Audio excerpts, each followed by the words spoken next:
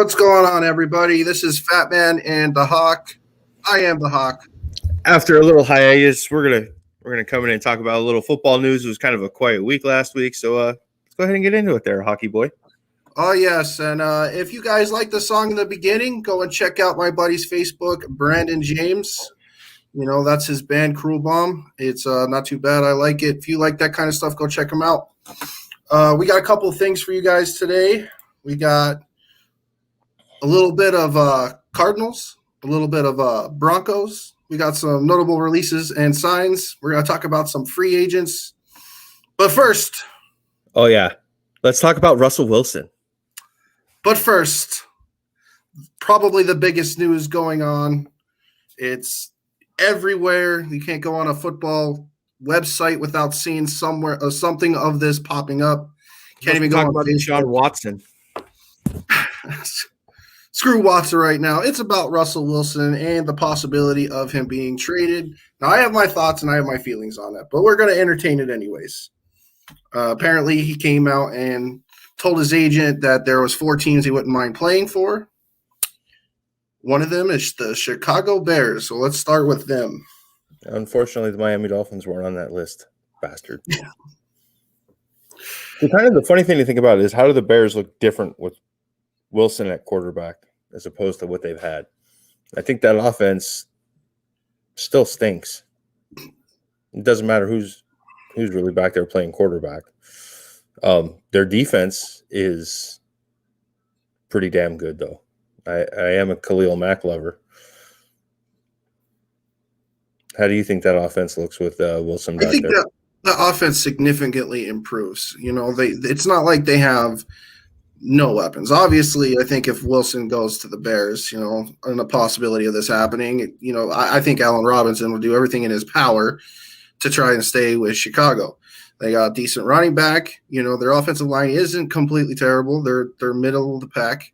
You know, I think the offense definitely significantly improves. I mean, Wilson showed the ability back in 2015, 2014 that he doesn't necessarily need, you know, a lot of pieces around him on offense to produce. So, I mean, him going to Chicago benefits Chicago greatly. I didn't say it wouldn't help, but I don't think it'll be that much better. How hard is it to win in that division? You got the Packers, the Vikings. I know I'm forgetting somebody. I'm totally going brain dead here. Oh, you mean the Lions? Yeah, there you go. You know, college football team. The Lions are going to be improved with Dan Campbell biting kneecaps. Yeah. I'm a Dan Campbell fan. I don't care what anybody says. You know, Detroit has a quarterback now. They got rid of that bum they were calling a quarterback. And then, you know, I think Green Bay is still the favorite in that division. Yeah, I don't see why Green Bay wouldn't be the favorite in the division, but I definitely think that if Russell goes to Chicago 100% becomes a legitimate contender for that division. You know, it'd be a 3-man race with Minnesota lagging behind. But I definitely believe that with Wilson on that offense, you know, Chicago's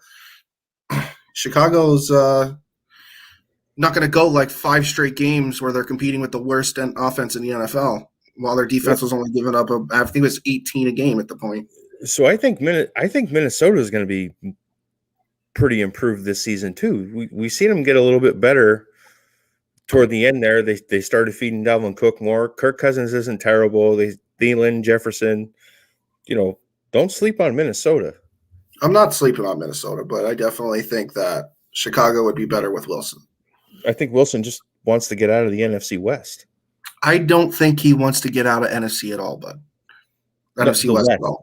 The West. No. Oh yeah. He's afraid of getting smashed. I will give you my thoughts on that shortly. But I'm telling you, I definitely don't think he wants to get out of the West at all. Don't hit me, Daddy.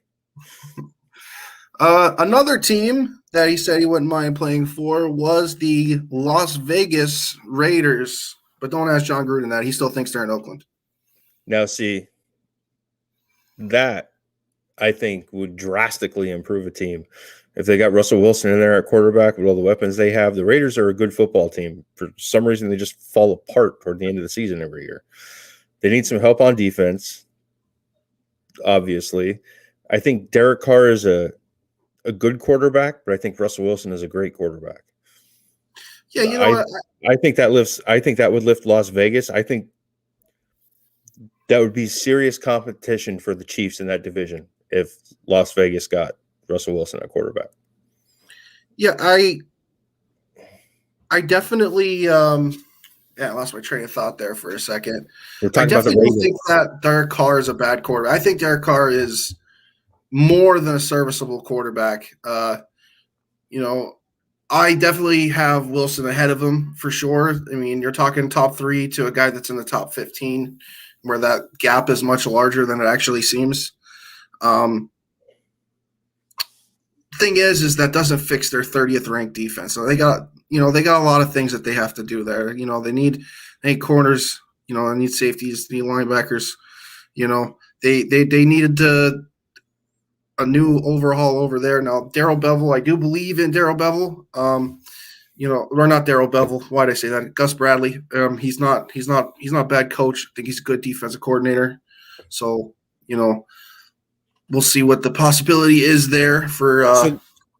So the Raiders spent a lot of draft picks on offense the past 2 years. This is the year they're going to use them all on defense, probably. Yeah, definitely. What's going on, Dylan? Got a comment here on topic. Raiders would make the most sense. I don't see him being traded at all, but if traded, I don't see him being dealt within the conference. Yeah, he does. I kind of see that too. I don't see him actually staying in the NFC. But with that being said, another team, which is pretty intriguing, and a team that's in complete cap hell, is the New Orleans Saints. Yeah, I don't think that's a good fit for him. I think putting him with Sean Payton would be like a wet dream. But I'm not sure Russell Wilson fits in that type of offense. Wilson is their offense is go ahead. Their offense is kind of like dink and dunk, hit those quick outs, hit quick slants, all that other stuff. Wilson's a gunslinger. He likes to throw the ball down the field. So he would definitely change the way their offense has been played for at least for the last 3 to 4 seasons. Right. And that's where, not that I don't think Wilson can't do it. I think he would fit there and he could make all those throws. I just don't know if that scheme fits his skill set. I don't think that'd be the best use of Russell Wilson. Unfortunately, Russ didn't name that as one of the teams that he was willing to go to. And as far as Wilson and the Dolphins, he didn't name them as one of the teams he was willing to go to. I would be extremely excited if Russ came on down to Miami, but he does have a no trade clause. So if it's not somewhere he wants to go, he's not going to do it. Yeah. With that being said, Fatman said if Wilson did go to the Dolphins, that the Tua jerseys would be straight in the trash, and he would get a Wilson jersey in 0.5 seconds. Oh yes, I would absolutely drop the Tua jerseys off of the Goodwill and have that number 3 on my back by the next show we did. That comment was by Jacob. What's going on, Jacob? All right. Let's see. I'm kind of forgetting who the last team was. So we got New Orleans.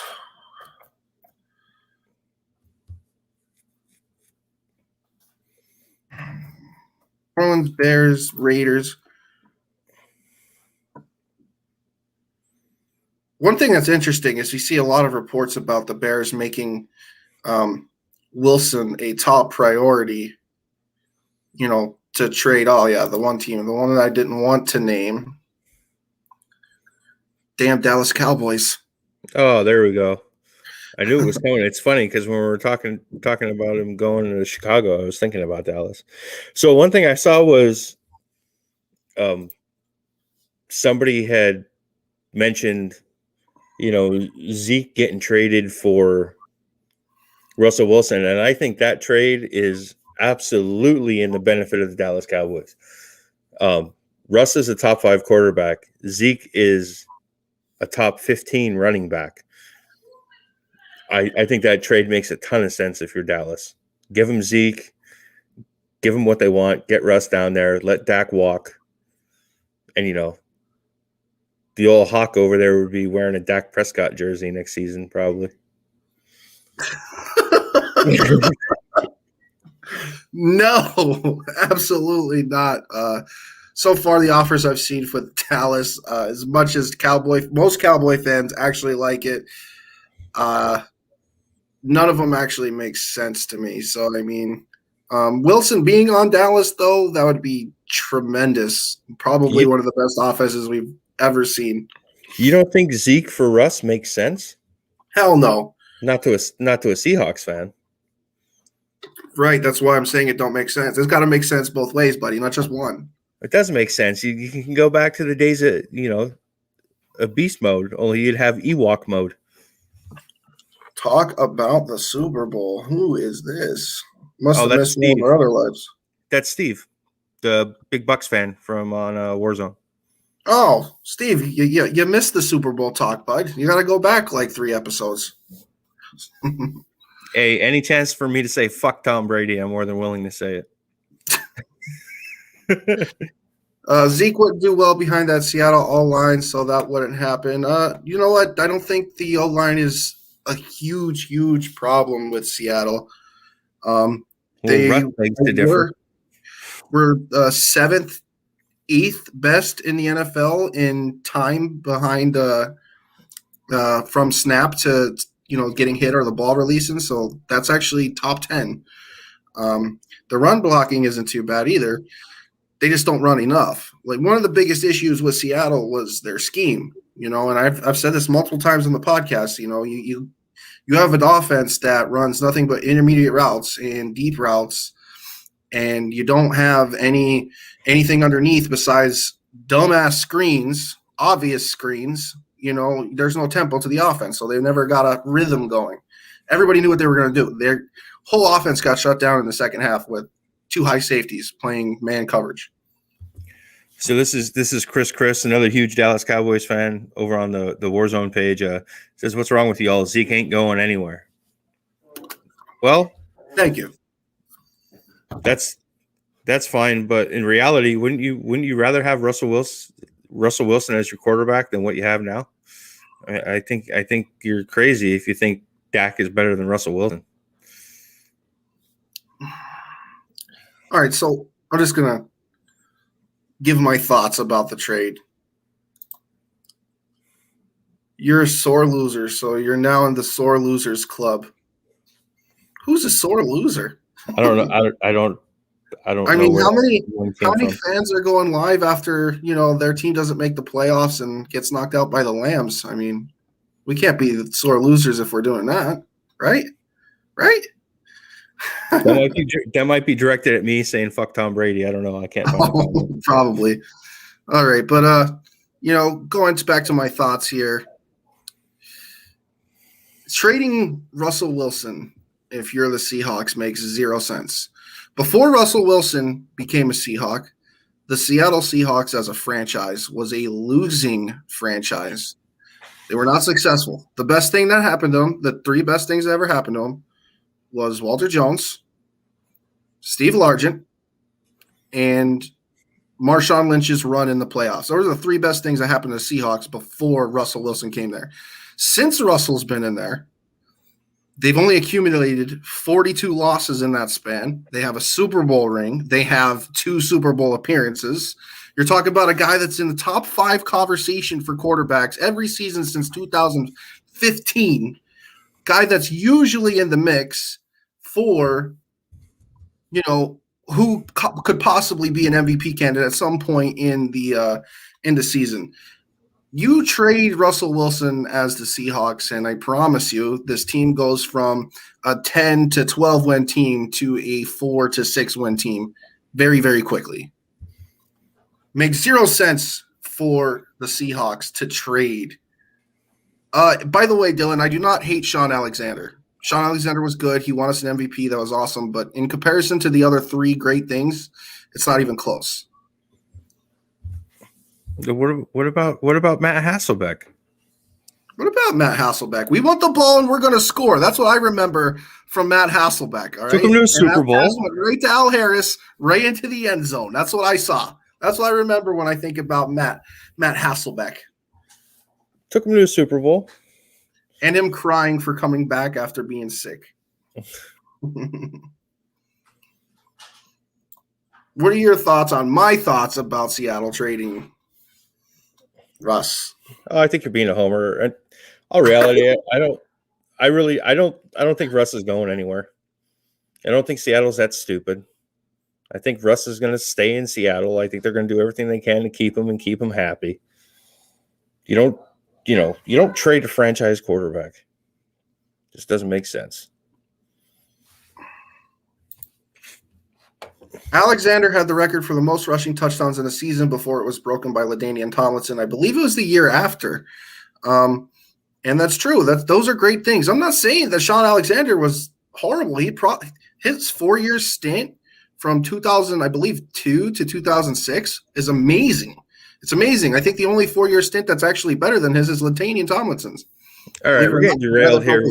We're talking about Russell Wilson, not the Seahawks overall. Hey, we got to answer questions over there. I don't want to hear your mouth. Know your role and shut your hole, huh? Yep. All right. Here's some big news. J.J. Watt to the Arizona Cardinals. You go first because you like the Cardinals. I thought he wanted to win a ring. I thought it was about going to a team with a great quarterback. It didn't compute to me to see him sign with the Cardinals. You know, he wanted to go ring chasing. The guy deserves a ring. He's been a good guy for ever. You know, he did a lot in the city of Houston. I remember a few years ago when they had, I think it was floods. He, raised a whole bunch of money and helped the city out a lot. He comes out, says he loves it there.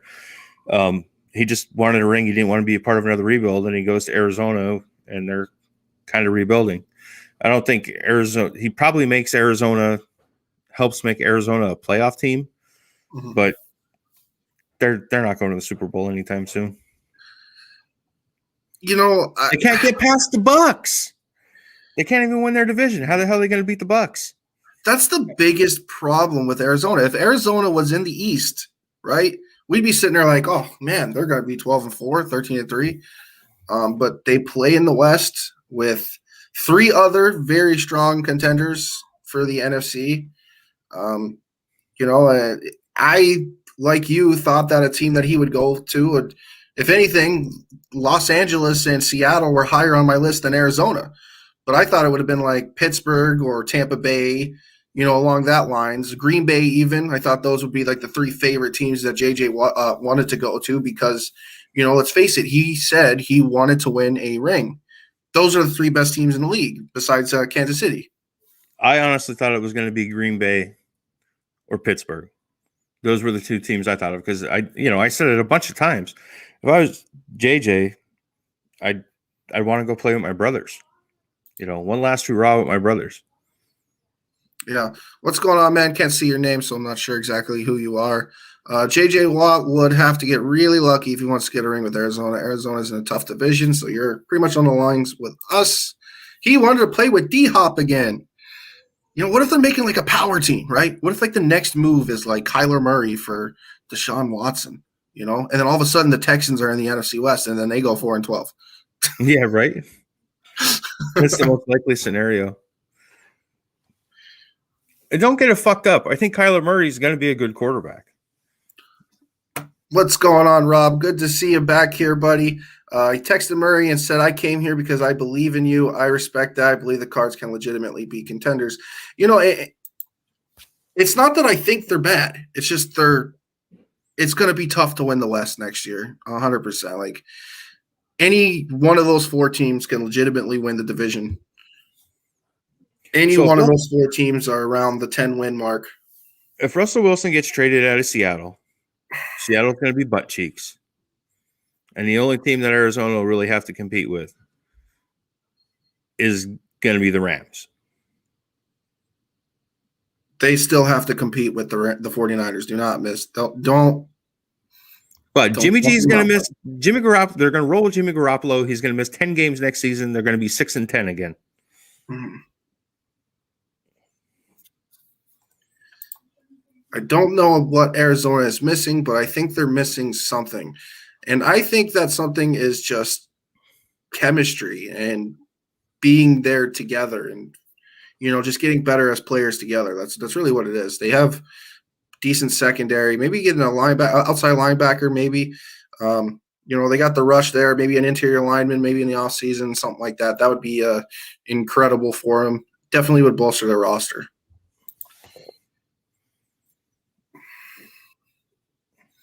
The NFC West is up for grabs to any of the four teams. They're all going to be good if San Fran if they're 100%. Garoppolo just has a history of being an injured guy. I don't see him making it through a full season. Yeah, I still am on the wagon of the 49ers actually going after a guy. That's where I'm at. And until the offseason, or not the offseason, until preseason and the regular season starts, I'm still going to be there and thinking that. Two more. Oh, well, there you go. So who do you think the Niners go after then? I thought for sure they'd be in on the Carson Wentz. I thought for sure they were going to be in after him. I'm sure they were there somewhere, but, I didn't read anything that specifically said that they were interested in Wentz. Now, the one guy that I have circled for San Francisco is Kirk Cousins. The history with Shanahan. Shanahan likes him. And I've said it before in quite a few of our lives and podcasts that, Shanahan, his quarterbacks aren't his quarterbacks. There's a reason why sometimes Nick Mullen looks better when he truly doesn't, but it's because he fits well in the system compared to Garoppolo. That's just the reason why sometimes he does look better than Garoppolo. Not that he's better, he's not. Mullins is way worse than Garoppolo. But if you put Kirk Cousins, who is established, veteran, shows up every week, isn't injury prone. He's been around the top 7, top 5 statistically in the league for the last 3 seasons. You're looking at a completely different offense over in San Fran. And those two young receivers, George Kittle, Raheem Mostert, very scary offense to think about. So Jacob Dunn says the Niners will get Deshaun Watson. That scares the hell out of me, just so you know. It should. Yeah. We didn't have any Watson talk so far. We've talked about Watson so much, I don't know if I want to talk about him.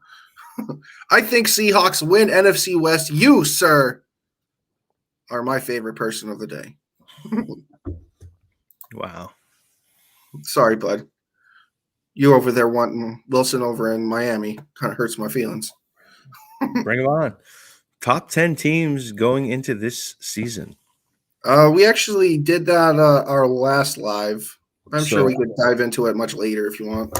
Yeah, I'm pretty sure I got mine right here. I can rip through it real quick if you want. So I have the Bucks, and they go in this order: Bucks, Chiefs, Bills, Rams, Packers, Colts, Browns, Seahawks, Cowboys, Ravens. Of course, that was before the talks of the Russell Wilson trade. Who y'all think will go farther, Dolphins or Hawks? Dude, if you don't have the same answer as me.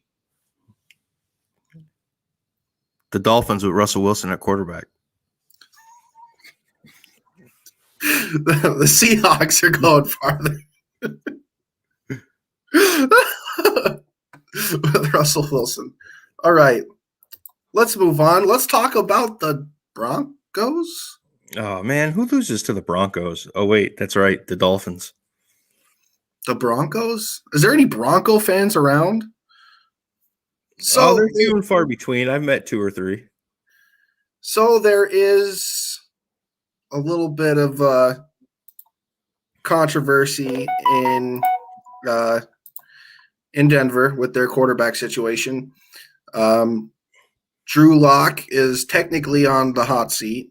He hasn't been extremely efficient as a whole, 8-10 record as a starter, 59.1% completion, 23 touchdowns to 18 picks over that span of the last 2 seasons. He doesn't really pop out to you as a phenomenal quarterback. And he's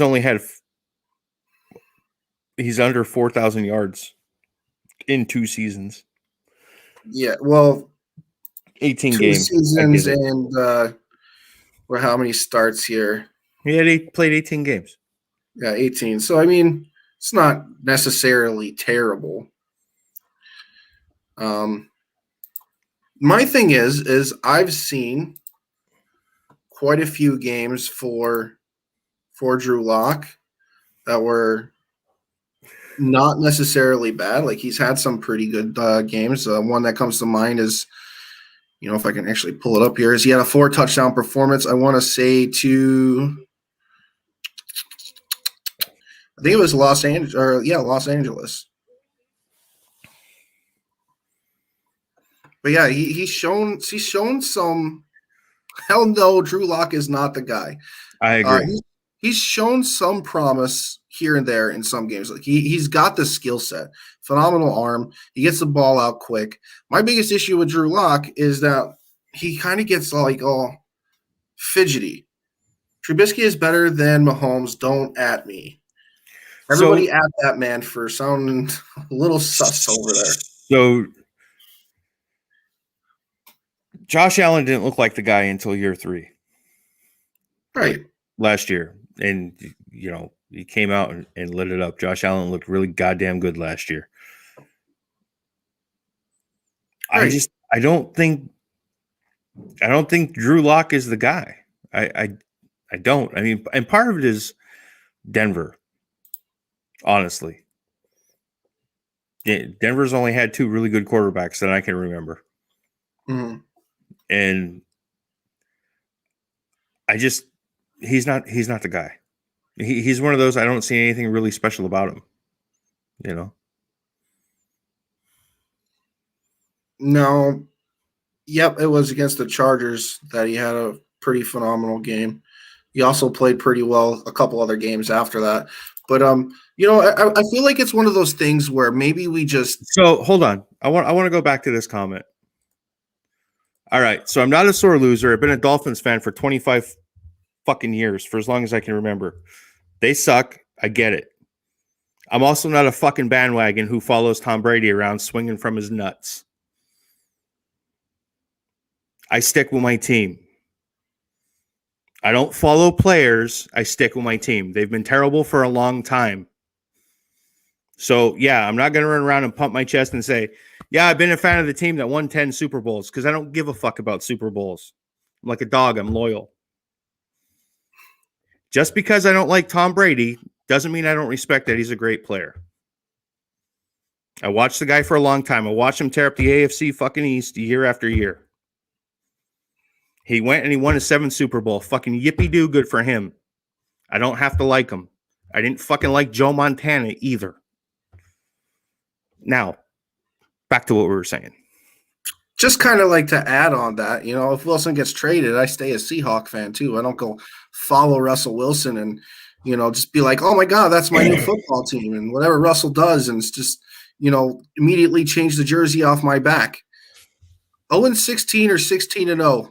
So I love how these bandwagon guys want to get on here and talk fucking shit. It's fantastic. Oh, and Miami never had to fucking cheat either, so there's that. And I get it. They haven't been relevant since the 70s.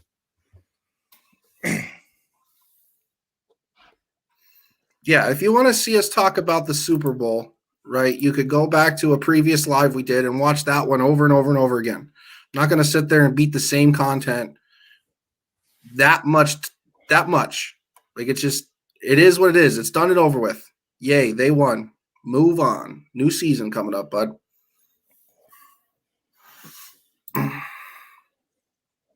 All right.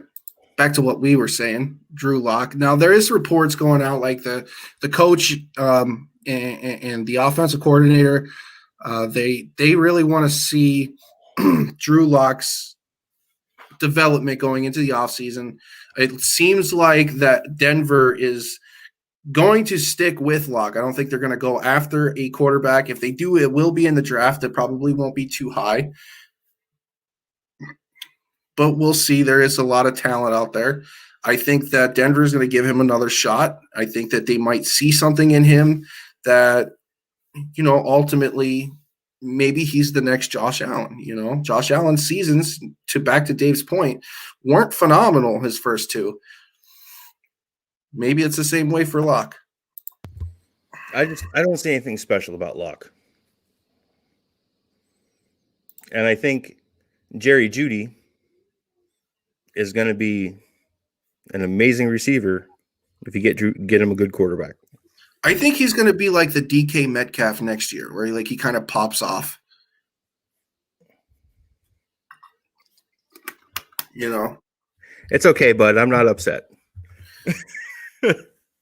Isn't talking shit part of all this? Nobody's upset over here. This is what we do.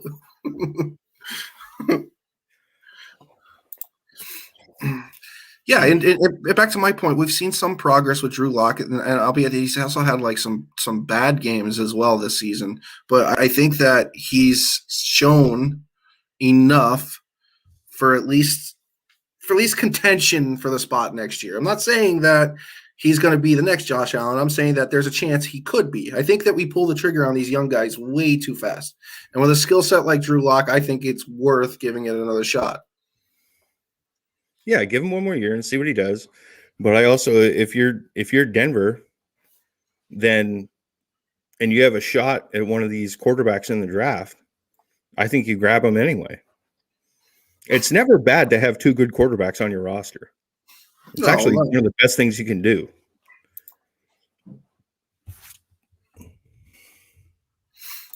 Yeah, I mean, it is what it is.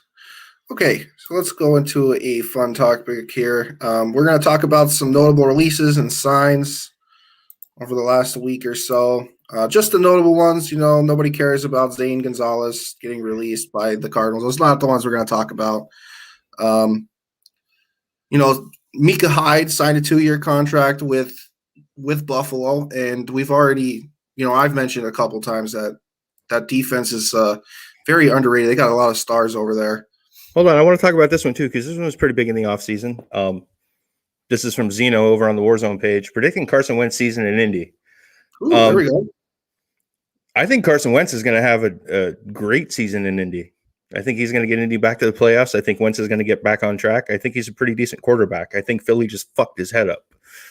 That's what we do in Pennsylvania. There's a lot of guys with fucked up heads. There's two guys right here. You got two of them right here. Even though we don't even like our own Pennsylvania teams. That's how fucked up we are. Yeah, even though I'm on the other side of the country now.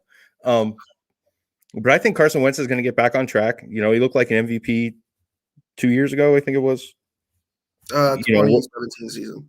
Yeah. So what really screwed him up was, he had a great run, gets him in the playoffs. Foles, he goes down. Foles comes in, wins the Super Bowl. First Super Bowl they won in Philly. And they build a fucking statue to Nick Foles. So I don't know how that doesn't get inside somebody's head, but it did. And then with drafting Jalen Hurts last year, I could see, I could see that getting inside somebody's head. But I think he's going to do just fine in Indy. He had his best season with Frank Reich. So yeah, I think I'd watch the Colts next year. They're on my top 10 for power rankings. Oh yeah, I think I don't think that way too early power rankings. Yes, way too early. That was what we called it. I don't think Wentz is terrible. He thought he had a really rough season, and I felt like a lot of it was mental because he was just trying to do too much. But we've obviously seen him do Carson Manning showing an appearance. Yeah. We've obviously seen him put together a couple of really, really good seasons. The 2017 comes to mind, not last season, but the season before comes to mind. 4,000 yards, no receiver over 500. Things that's never been done in the NFL. Just to point that out there. First time it was. Wentz is more than serviceable, and he's a gunslinger. He's pretty much Brett Favre, just not as Brett Favre like. If that makes sense. The only thing, look, I say it all the time. Patrick Mahomes is the only thing I've seen close to Brett Favre. He's Brett Favre without the Vicodin and beer. All right, so back to here. Minka Hyde, I think that was a great move before Buffalo. You keep those pieces on the defensive side. They also signed Andre Smith to a 2-year contract, which is also good. Let's see here. Ben Roethlisberger signed with the Pittsburgh Steelers. Big Ben, baby. Yeah, for all you Ben lovers, aka Dave Clark. Ben haters. And I think it's funny because it's kind of. I know I had mentioned we've seen Drew Brees take that veteran minimum to help the Saints with the salary cap. That's the same thing Ben did. He took $1.075 million as a base salary, but they made up for it with the signing bonus. It's still a $5 million pay cut, but it helped out with their cap trouble. Yeah. Like we've mentioned before, especially me, I think that was like the best real case scenario for Pittsburgh was to somehow keep Ben on the team. Proven veteran, obviously had a decent season last year. One of his better seasons. Honestly, really the biggest thing that we didn't see from Ben that we're used to seeing is him pushing down the field more, and he just didn't do that enough last season. Maybe it has something to do with his elbow injury and just ultimately realizing that his arm strength isn't there anymore, So he's showed the ability to like change things up. So yeah, very good sign for Pittsburgh, I think. All right, back to here. Golden Tate and David Mayo released. Golden Tate's kind of surprising. I felt like he played pretty well for the Giants, and he's veteran presence. I don't know if I like that one too much. So I wouldn't mind seeing Golden Tate come down to Miami. I told you when he was with Seattle, I like that fire he played with. Yeah. I like those guys with more heart than talent. Mm-hmm. Yeah, I'm not. Yeah, I don't think that he's like a number one wide receiver, but I think he could definitely be a very solid slot guy, somewhere. Him not being for the Giants, though, like I said, it's surprising to me. I guess there was some off-field altercations throughout the season, really dumb because it had something to do with his old lady saying something about him not getting the ball, stuff like that. They really weren't giving him the ball, though. So, he had a fucking point. Well, you want a guy with attitude in the slot. And, yeah, we've seen plenty of times where one of the guy's wives come out and says something. Or their mommy. So. Here we go. Saints, they re-signed JT Gray to a 2-year extension and released tight end Jared Cook and Josh Hill. I'm surprised that they didn't try to keep Jared Cook, honestly. Though he's up there in age, he's definitely older than most. So maybe that's why. Maybe they're just done. I think they got to try to get younger, and they're in salary cap hell. Oh yeah, they're in really bad shape with the cap. So yeah, there's I believe it's Latimer and Jordan are reworking their contracts to free up some space. I've seen something about them freeing up $13.5 million, so that'll help. But they take a long way to go because I think it was 55 or something like that. So last time we talked about it on here, I still have my notes here. There were $69.5 million over the projected cap. So 13 and a half. A lot of work to do. All right. Let's see. Kyle Rudolph got released by the Minnesota Vikings. I think that's huge. Now, he was never like a stat guy. I'm actually going to talk about Rudolph a little later, so I'm not going to keep diving in on that. Yeah, he's another one though that I would say Kyle Rudolph's above average. It's in the pantheon of tight ends. He's a name I know. You know what I mean? There's you have your Kelsey and your Kittle, and Rudolph was another one I knew. Zach Ertz. There's only maybe 8 or 9 tight ends that you really hear about a lot, and I remember him being one of them. Yeah, I know that he's like a hot commodity, in fantasy draft. You don't get your main 3, and then you got another tier, and then that's next tiers where you want to get like Kyle Rudolph. I think I think he's pretty decent. So, like I said, I'll talk a little bit more about him.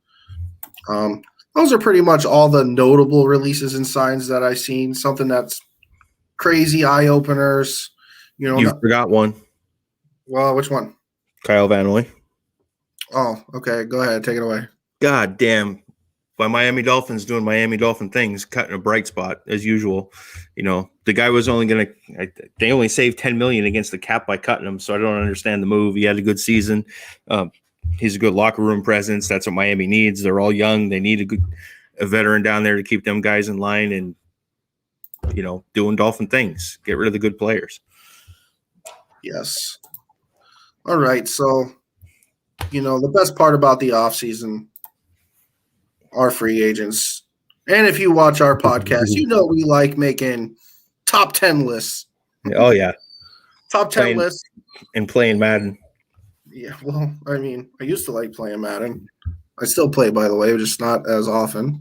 That's my reference to fantasy football. Our top 10 free agents of the offseason. Are we going to start at 10 or are we going to start at 1? Let's start at 1 and take it away now. A guy who I'm foaming at the mouth for to become a Miami Dolphin. We need him. It fills a positional need. Aaron Jones, come on down to Miami. You're on the top of my list, bud. Yeah, Aaron Jones coming off 2 back-to-back 1,000-yard seasons. He's accumulated 25 touchdowns in that span. Decent pass catcher as well. Good run blocker. Not great, but good. Him being on the Dolphins, that'd be huge. I'm sure there's going to be quite a few teams going after him, though. The big thing with Aaron Jones is he wants top 5 running back money, and the Packers, already offered him that much, and he turned that down. So that's a little bit of a red flag there, considering like how much is this guy going to be worth. That's why we cut Kyle Van Noy. Yeah, we'll see. There's an extra $10 million for him. So my number 1 on this list is Allen Robinson. He's been a top 10 wide receiver. He's coming off 2 back-to-back 1,100-plus yard seasons. He's also been doing this with Mitch Trubisky, Nick Foles, and, not really crazy quarterbacks throwing him the football. So I'd like to see, what he could do, on a team that has a good quarterback. I'm not so sure that he re-signs there. Maybe that's someone that the Dolphins do go after because he'd be great number 1 over there. That's what's interesting to me about that. I think he's got to be on top of the list for everybody for wide receivers and free agency. He's not. I actually have a receiver ahead of him. Of course you do. Of course I do. Yeah, you got Golden Tate ahead of him. My turn. Yeah, it's your turn. Leonard Williams. Yeah, I like defense. I like defensive linemen. I think he's pretty good. Not sure what team should go after him, but he's a pretty damn good guy. Yeah, Leonard Williams, 11.5 sacks last year. He's a very solid end. A team that should go after him 100% is Tennessee, because Tennessee, is really, really needy at an edge rusher right now. These are some of the guys I'm hoping that they're looking for. They need those type of pieces to help push those guys into the postseason. And right now, having, I think it's the 29th worst rushing defense in the NFL. They need to improve that. I thought he was also your number 2. No, my number 2 is Dak Prescott. I didn't expect that. So I'm sure on a lot of people's number 1 list or top 10 list for free agents, they would probably have Prescott ahead of the three guys that we've already mentioned. The biggest issue with Prescott isn't his production on the field, which has been solid, 97.3 career rating. He led the league in yards the last full season that he was in. Thing is he's asking way too much, being the second highest paid quarterback in the NFL, things like that. Like, he's kind of coming with a red flag. He's coming off a very nasty injury. He's busy with his new PS5. Actually, I'm not sure. Huh? I wasn't talking about you. Oh, I know. I'm busy playing my PS5 too. You're talking about Jacob. Yeah. But Dallas not tagging him. I don't think that Dallas will. For what I've seen, it's like a $39.5 million franchise tag. What the hell? Like, what kind of? I don't know. Why would Dallas tag him if they're going to get Russell Wilson? All right, we've had this talk already. You're up. Sign Dak and then trade him to Seattle. My number 3, I have Chris Godwin. I think he's a pretty decent receiver. We kind of agree at number 3 because I also have Chris Godwin. One of Brady's favorite targets. He didn't have an incredibly, eye-opening season. He had a lot of competition in Tampa. Oh fuck yeah! It's kind of like Pittsburgh. There's a lot of there's a lot of receivers to go around over there. There's just a ton. But Godwin's sure-handed. We did uncharacteristically see him struggle a little bit of that earlier in the playoffs, but he kind of got that together the last 2 games, against the Packers and Kansas City, respectively. Chris Godwin, I do think that he somehow finds a way to stay in Tampa Bay. I'm pretty sure I've seen things where he said that that's Evans that would take a pay cut. So I know Evans, Brady's also trying to restructure his contract because they want to keep him too. So I definitely don't think Godwin's going to go anywhere. Rob, you got Ravens, Colts, Jets, Dolphins, all very good names for a possible, one of the strongest slot receivers in the game. Just saying, I'd be okay with it. Yeah. You're up, by the way. Allen Robinson. That's where you got your guy. That's where I got Robinson. Yep. And we've already talked about what he's done. At my number 4, that's where I have Aaron Jones. Not as high as the Fat Man, but when it comes to the money issues, that's where I put the red flags and I kind of drop the players because it makes it tough for them to go somewhere that they need to go. How could you say that and have Dak number 2? That's why Dak's not number 1. Dak should be 1.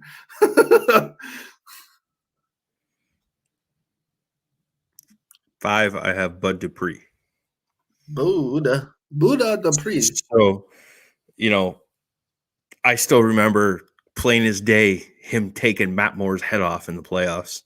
I think Bud, he brings a lot of pressure from the outside. I think that helps a guy like TJ Watt up there in Pittsburgh. But I know Bud Dupree's he's a little bit older now. He's getting close to 30, but I think he can make an impact somewhere like knee injury. I think he can make an impact maybe somewhere like Seattle that needs help on the defensive side of the ball. Oh, please come over. We're looking at a guy that's had 8 sacks in 12 games. He's had 19 and a half sacks the last 2 seasons. Very, very solid player. And just like you've mentioned, he really helps a guy that's like, TJ on the outside. He would definitely benefit with Carlos Dunlap. That defensive line would actually be disgusting. And he brings the wood. Yeah, but I'm going to just say that my favorite for Dupree, just like my favorite for Leonard Williams, is the Titans. That's what the Titans need. I think I'm up, ain't I? You're up. Yeah, I had Bud at 5. Yep, and my 5, that's where I actually have Leonard Williams. So another edge rusher, someone that you've already mentioned, we've already talked about. So go on, next one. At 6, I have Brandon Sherf. You know, there you go. We got offensive need, linemen over here. Quarterbacks need to be protected. Give me an offensive lineman. I know he's been hurt quite a bit the last 3 years. I think he missed something like 16 games the last 3 years, which is kind of a red flag. I probably would have had him higher if there wasn't that little stigma about him. But yeah, protect your quarterback. Make holes for your running backs. Give me some offensive linemen up in here. All right, we got a Niner fan here. We're winning the Super Bowl this coming season. Revenge tour. Oh man, you heard it here first. As long as old boy Garoppolo stays healthy. Yeah. Okay, I definitely see Seattle making a move for him. You know, you need that guy. I'm hoping, or get that guy from Green Bay maybe. But anyways, on my number 6, I got KJ Wright. I'm probably a little bit of a homer here. Go Seahawks. Yes, go Seahawks by saying this. But you're looking at a player that can play all 3 linebacking positions, the Sam, the Will, and the middle linebacker. So, I mean, I think that he's very solid at all 3. I thought he had a very stout season this year. I hope that he doesn't go anywhere, but he is looking for some money. Seattle's like the opposite of the Tampa Bay Buccaneers right now. Everybody wants money down there. Nobody wants to stay together. But Tampa Bay's like, hey, keep the money. We just want to stay together and hold hands and get some rings. You know what I'm saying? That's the way to be, man. That's one thing I'll say I do like about Tom Brady is he always took less money to win Super Bowl rings. Yes. I can respect him. That doesn't mean I have to like him.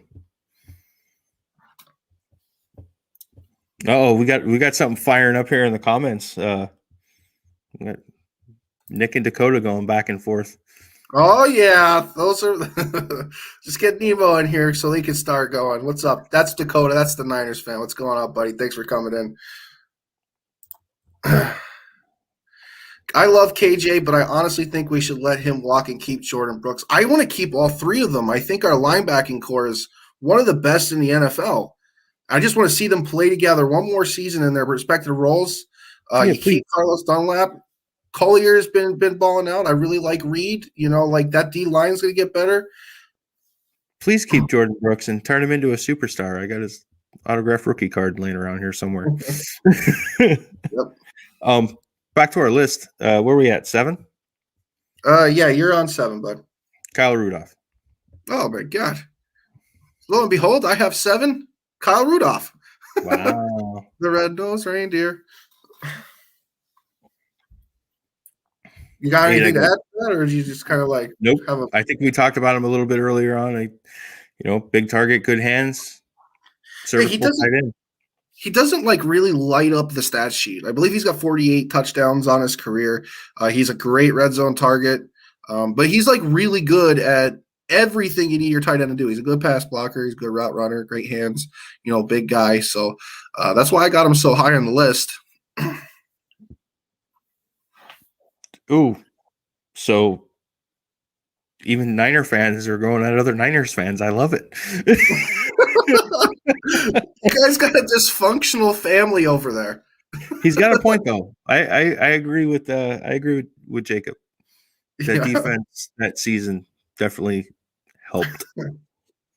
Dallas Cowboys takeover 2021. Get your copy here because that's only going to be in a video game, bud. I don't know, man. If they fix that defense, they got a lot of power. They got, that offense. They got a lot of pieces. Yeah. Once they get Russell Wilson, they'll be on fire. Yep. So 8 is where I put Juju. Poo Smith Poopster. Yeah. I got Juju at 8. The only thing, so what makes me scared with Juju is we see Pittsburgh do this time and time again. They have a receiver, they make him a star, they bring somebody in to start replacing him, they let said star go, and they're kind of ass after they leave. Mm-hmm. So that's what has me a little worried about Juju. But Juju is only 25. Yes, and you know what? It's very valid on this statement. All right. Plaxico Burress. We've seen Santonio Holmes. Antonio Brown. Mike He does have Wallace. a ring. Mike Wallace. Mike Wallace is probably the biggest one. That guy we all thought was good, and he was just trash. Yeah. So who's your number 8? My number 8 is Shaquille Barrett. Now he had a solid season, nothing eye-opener, but like what really makes me got him here is that he had a really, really stout performance against the Packers. 3 sacks. He had 7 sacks total in the playoffs. I might be mistaken there, but I believe it's 7 sacks total in the playoffs. He just had a really good playoff run. I think it's in Tampa Bay's best interest to try and keep that guy. And Ndamukong Suh. I seen like a little read on that. Like everybody keeps signing him to those 1-year prove-it deals, and it still hasn't hurt anybody yet. Which is true because he just keeps showing up. He keeps playing.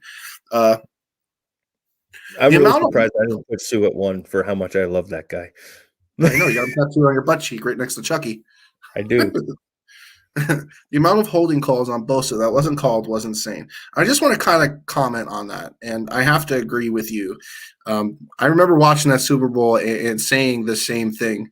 When I watched the Niners play, I really just watched Nick Bosa play because he's one of my favorite players on that team, and he's a beast. I kind of want to go to something Rob said here. He has Juju to the Jets, Washington, Miami, or New England. I know Juju came out and said that he wants to be in Pittsburgh. So maybe he'll take a huge, he'll take a small check to be in Pittsburgh one more year with Ben, maybe. I actually seen something on that about him not doing that he's not interested in taking a small check to stay in Pittsburgh. Well, then I guess he doesn't really want to stay in Pittsburgh. Yeah, the team that I actually got him circled around is the Baltimore Ravens. I don't think that Juju is a phenomenal talent. I do think that he's a serviceable number 1, and I think that he'll bring a lot to the table for Marquise Brown for Baltimore, and that's somebody that Lamar really needs. So that's where I got him going. I think that he is going to make a good, strong case to go to Baltimore. So at 9 is where I put Dak. I don't think he's worth the money he's asking. I'm not sure he's going to get it because I don't know how many teams out there are after the draft are going to be in that much need of a quarterback. Mm-hmm. So I don't think anybody's going to pay him $40 million. I'm not sure he's worth $40 million. I see him in the 30 to 35 range, but I wouldn't go much more than that. Yeah. Seattle needs to sign a center and a left guard. We could have re-signed Justin Britt. Yeah, we could have. I just want anybody besides Ethan Posick. Anybody can have him. I think he's bum. Please get him out of Seattle. I won't ever see him on that team ever again. I really like that kid that's from Green Bay, though. That's who I want Seattle to go after. Okay, so my number 9, this is where I have Bud Dupree. And really the thing is I got him so low, just because of the injuries. He is a really, really good player, though. Definitely want to see him go to Seattle. I could see him possibly, being another candidate to possibly go to the Titans because, like I've mentioned before, the Titans being a team that's win now, that is built the way they are, they absolutely need to get a pass rush. And being as good as they are, being 29th in the league in sacks is horrible. Yes, Corey Linsley, that guy. Go move on to 10. Yep. Nelson Aguilar. Nelson Aguilar.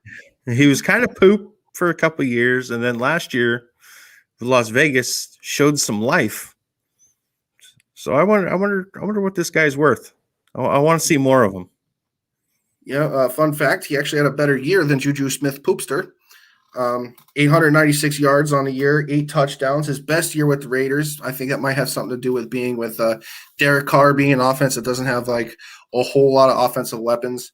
So that like he actually was phenomenal. The one thing I saw from Aguilar that I didn't really see in Philly is the guy was kind of sure-handed. He didn't drop as much as like I was used to seeing him drop. And he's fast. He is fast. Like, he can get behind the defense really good, very well.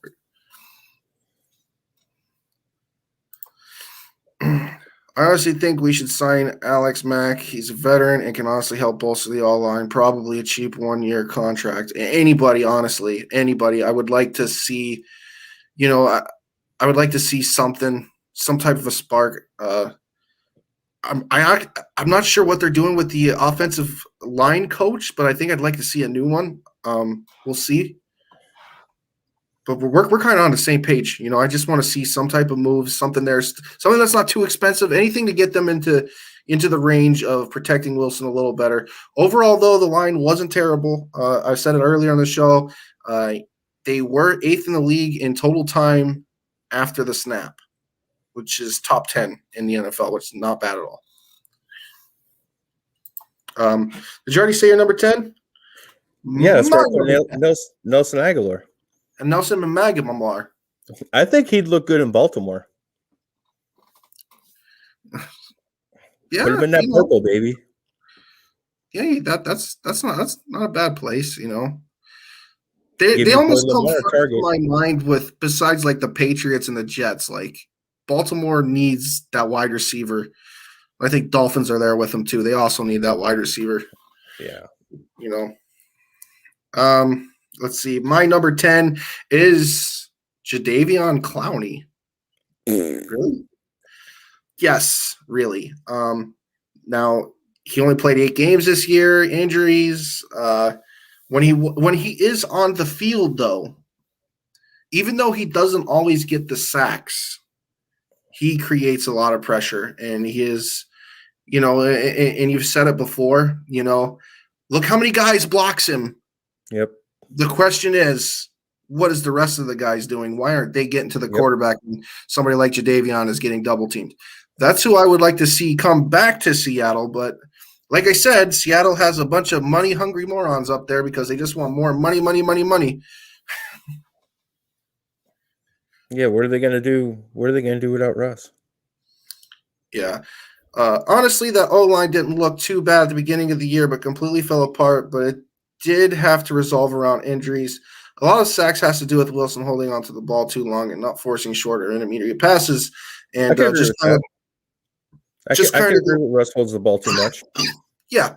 And just kind of going back to what I said before, a lot of that had to do with the way their plays were structured. They don't have that quick passing attack. We've never had a quick passing attack since Holmgren left. That was the last time I've seen any type of resemblance to a quick passing attack in Seattle.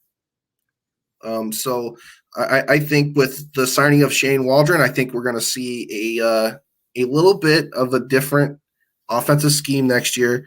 I think that we will see more tempo. I think we're going to see those quick slants, those drags, things that aren't fucking stupid, obvious fucking screens on first down that are screaming, hey, pick the ball off. But those are the things that I'm expecting to see. The youngest Dallas Cowboys fan since 2006. Oof, you've actually had a rough career as a Dallas Cowboy fan. You've been there so many times, and just for you to not get there, it's been rough. But at least you got to watch the best years of Tony Romo. Could be worse. Could be a Dolphins fan. Ooh, let me go back to Rudy's. Seahawks could use a wide receiver since DK was a no-show in the playoffs against my Lambs. Ooh. There's fighting words. Ooh. Let me go and take a hit at the Seahawk fan because my Lambs got a playoff win. Ooh. And now they got a quarterback. Now they got a quarterback. It wasn't necessarily like DK was a no-show. It was just that defense saw that offense 3 times. They had their number. Here, you can read off some comments. No, I'm having fun when you're doing it. Oh, okay, you fucking bum. Hopefully Shane Waldron can fix this. He also comes from LA, which revolves around fast passes and wide receiver jets. But the thing that I really like is their the way that they run the play action pass. Like most of it's bootlegs, they're outside of the pocket already. And if you look at Wilson's skill set, like that's where you want him. You want him outside the pocket. Give him that third option to run. Like that's where I want to see Wilson. He could throw the ball in the pocket. He's very good at it statistically, but I think he's even better outside the pocket. So, see, you have to remember, while you're reading these off on here and answering them, I'm reading them on the other pages and answering what I can as they're going by. So, trust me, we're double teaming it, just different ways. Defense is getting better reading plays. If you're talking about Seattle, I think that their defense played really, really well after week 9. They were top 5 in every category from week 9 through 16. They didn't play a whole lot of great quarterbacks, though, so that might have helped them. But it's still the NFL. We're still in the NFL. So, I mean, honestly, I don't think the defense is as bad as it seems on paper. They were just so bad in the first half of the season that there was no coming back. So, hey, man, do we have any more structured things here No, we actually finished everything. We're going to go over? All right, so now would be the time. If anybody wants to come in and play with us, talk to us, jump in the sandbox with us, now would be the time for our lady behind the scenes to go ahead and throw the link up, and we can get some guys in here in the waiting room to come on screen and play with us. Yep. As a Seahawks fan, if the Seahawks do trade Wilson, I feel we should trade higher in the draft and get someone like Justin Fields. What do I think? I'm more of a Trey Lance type of guy right now. I think he's my favorite in the quarterback class of 2021. I would even go as far as saying if we are going to trade Wilson, try to get everything away from Trey Lance to Carolina. Hell yeah, bud. But if they are going to do that, try and go for it all. I think Wilson's 100% worth everything that Jacksonville could give him. So I'm saying go right for Trevor Lawrence. If that's what you're going to do. Wilson with the Seahawks. Rob, get it right, bud. Love you.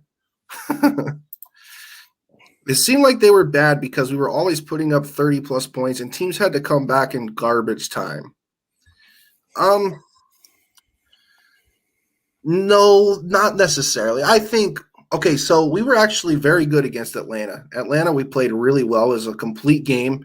Now, that game specifically, we did give up a lot of garbage time stats to Matt Ryan and that offense because we kind of beat the shit out of them. Now, the next game against New England, now this is something that people kind of forget about Seattle's season because that's when I believe it was Quandre Diggs was ejected. And then after that, Jamal Adams gets hurt. Then Jamal Adams and Quandre Diggs, they aren't on the same time on the field all the way until week 9. And from that point on, we played, Dallas, Miami, Minnesota. We played a lot of teams with good offenses that put up a lot of yards against us. And it was just really, really tough for us to stop anything. And I believe that week 9 or week 8 matchup, we also played against the Bills, and the Bills put a hurting on us.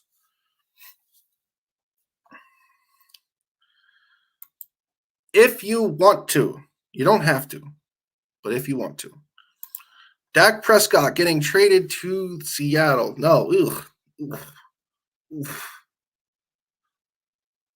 Hey, buddy, you got me? I can't hear you. Omaha? Oops, I'm on mute. Of course. Technical difficulties. Yeah, I pushed the damn button. So that's Aeneas. He wanted to come in, so put the link in there.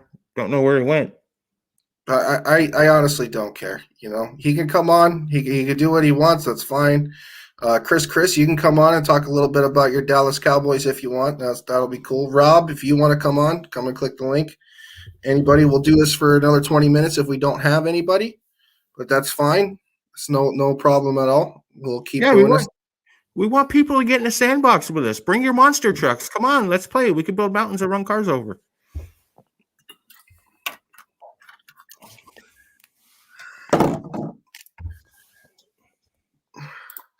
Dolphins will win the AFC East next season, and if the Patriots get receivers, I'm picking the Patriots.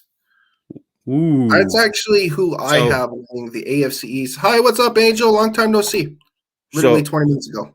So, Nick, I appreciate that, but I think my Dolphins are going to have a hard time getting past them Buffalo Bills. Bills look fucking good, and if they make the right moves, I like the Bills, and I like Josh Allen, man. I do. Oh, there we go. There's Anise. Let her know there, Rob. What's going on, Anise? Welcome to the show. What's going on? What's up, bud? Good. Would you come on and talk about some OBJ or what? No, I don't want to talk about OBJ. Our general manager already said we're not going to trade him, so unless we get a dying offer for him. So, I mean, I don't think we're going to be trading OBJ. I feel like we get some defense, we're going to be all right. Yeah, my biggest for Cleveland in general right now, I really want to see them go after Richard Sherman. I don't, because he's too old. I don't really care for Richard Sherman. If that's the case, we might as well bring about our backups back. This is what I do know. A lot of teams are waiting to sign. A lot of teams are waiting to sign their players. I know that's what Cleveland doing. They said there was a report.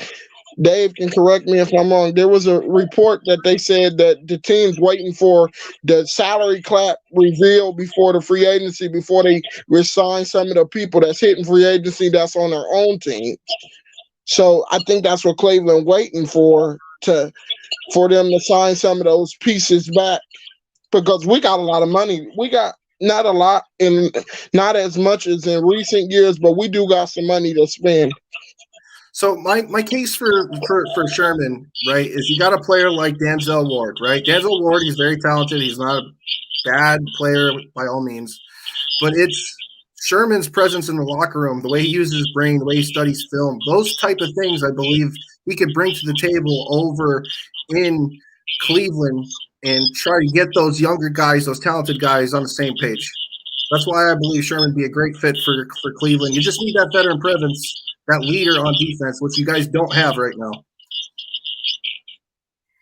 Well, there's too many personalities in the locker room in Cleveland. Cleveland got a lot of personalities. Well, of course, there's usually 52 guys with personalities in the locker room. There's just a lot of them. So I don't think Richard Sherman is a big personality. You know this. He do that. He know that too. Hawk know that too, that Richard Sherman is a big-ass personality. He's old too, so I really don't want Richard Sherman in our locker room. It's already bad enough to have OBJ. Everybody want to get rid of him. Everybody want to get rid of him every other minute. So I really don't think Richard Sherman should be in our locker room because it's just too much. OBJ is not a bad locker room presence, though. Like, if anything, he just has a little bit on the sideline antics that people kind of go after. But he's not a bad personality whatsoever. He's a good teammate. He doesn't cry about not getting the football. OBJ is a standout player. And the thing is, that's kind of the same hate that Richard Sherman gets, because he is a phenomenal OBJ teammate. Didn't cry to get the football. He said it himself. That's what I said. OBJ doesn't cry to not get the football. People think that's what he did. Just because you're a talented star doesn't mean that they automatically gonna cry about getting. That's what people. I'm not saying y'all. I'm saying people like to do that. Want to assume that OBJ is crying over the football. No, he's not. Cleveland doesn't have no speed on the outside. Jarvis Landry is a slot guy. slot. I'd never really seen a really, really fast slot receiver because that's why they were slot receivers. Jarvis Landry good in the slot. Rashard Higgins on the outside. They got to re-sign him. I want Cleveland. He's a fan favorite. I want Cleveland to sign him. And we'd be cool, actually. Our running backs is good. Now, I was talking about Nick Chubb contract. Would you be mad if Cleveland offered him the highest paid running back? I wouldn't be mad. There really wouldn't be I'm not saying they are. I'm saying there shouldn't be a problem. It wouldn't be a problem if they did, at least. There's so many pieces on Cleveland that I don't want to see them give any type of lucrative contract, no matter who it is. Maybe Baker Mayfield is the one that comes to mind about somebody that should get paid as a top player. Everybody else, I feel like they can rinse and repeat. If Nick Chubb is looking for that contract, I would honestly just let him walk and keep Kareem Hunt, because Kareem Hunt, in my opinion, is the better overall running back. He's not the better pure runner, but he's the better pure player at that position.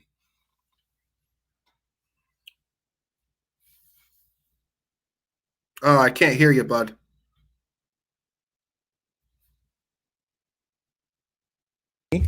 There we go. Anise, you have something playing in the background. I don't know if it's a TV, a radio, or something, but could you mute that while you're on here, because it's kind of hard to hear you when you're talking. And I know when John starts to talk, all I can hear is your radio. I'm old, so maybe that has something to do with it. But if you could go ahead and mute that, it'd make this a little bit easier. All right, so let's There answer ain't nobody in my background. Yeah, let's answer a couple of questions here. It's just stuff that I would like to see you answer. Lamar Jackson over Baker Mayfield. What do you think?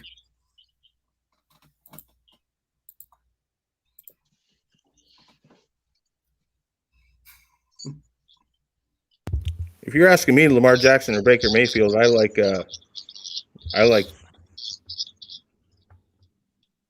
Baker.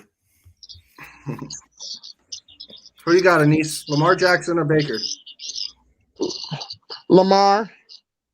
Okay, that's real. I got Lamar too. I think Baker's showed a lot of promise this year. He's 2 for 3 on having a decent or better season. Lamar just had 2 really outstanding seasons in my opinion, so that's why I kind of got him. I feel like this is the problem with Baltimore. I feel like Baltimore need to quit. He's gonna get hurt one of these days. That's where we at. He's gonna get. I don't wish that's what he's gonna do. I'm saying that it's gonna happen if you keep running him, and people don't understand. He's not running because he want to run half of the time. He's running for his fucking life. He's not running because now, like this past year, he was running for his life. Half of it was him, but half of it was him running for his life. He just make it look good in the process, like Patrick Mahomes. Half of the time, most of the time actually, he's running for his damn life. He just makes it look good in the process. Mm-hmm. So I feel like they need to they need to put him under center more and pass the ball a little bit more, because you didn't take Marquise Brown for nothing just to get 800 yards, did you? Hell no, you did. Well, so they need to waiting. Just hold on, Rudy. Oh, he got his Rams jersey on too. Oh my God. Oh, he's ready. Ready. Okay, let's ask you a couple more things, and then we're going to let Rudy come on next. Where do you see Cleveland next season? Where do you have them? I'm seeing them trying to make a Super Bowl push. I do. I really do. I think Cleveland is they're gonna, because I feel like Cleveland, they're not a year, they a step above from where they want to be. Mm-hmm. So Cleveland is if they get their back in, because I don't really like Colin Cowherd, because he really don't like Cleveland. He just don't. He predicted us not to make the playoffs without seeing free agency and draft. I mean, that's just really That's just damn stupid. You said Cleveland not going to break the playoffs, but you don't know. But you didn't even see free agency yet or drafting. So how the hell can you predict anything? Get the fuck out of here with that. Now, I do see Cleveland as trying to make the Super Bowl. I don't know. I want them to at least try to go to the championship game. We was a play away from this year from going to the championship game, but I believe Cleveland got it in them. Just fix that back end. Keep doing what you're doing. But you're going to need to rely on Baker Mayfield more this year because the schedule is a hell of a lot harder than than last year. I'm gonna read this comment. Coward is a dumb piece of shit. Does that mean that your show of choice is Fat Man and the Hawk? Let us know in the comments. But Anise, thanks, buddy, for coming on. I want to answer the question too, and then I'm gonna, let Rudy come in. I see the Cleveland Browns being anywhere between 10 to 12 wins next year. I do think that they're gonna have a battle with the Baltimore Ravens. Baltimore is my favorite to win that division. But that's what I see. We got a response. Absolutely, 110%. The Browns win their division and get to the AFC Championship game. Yep. That's what I'm saying, too. But thanks, Anise. Thanks for coming on, buddy. We enjoyed to have you here, and we're going to get our next guest on, all right? All right. All right, see you. All right, we got a Los Angeles Lambs fan here. Rudy. Oh, no, he went dark. He went dark, though. There he is. Oh, I was all hyped, man. I thought that was a Stafford jersey till I saw the other 9.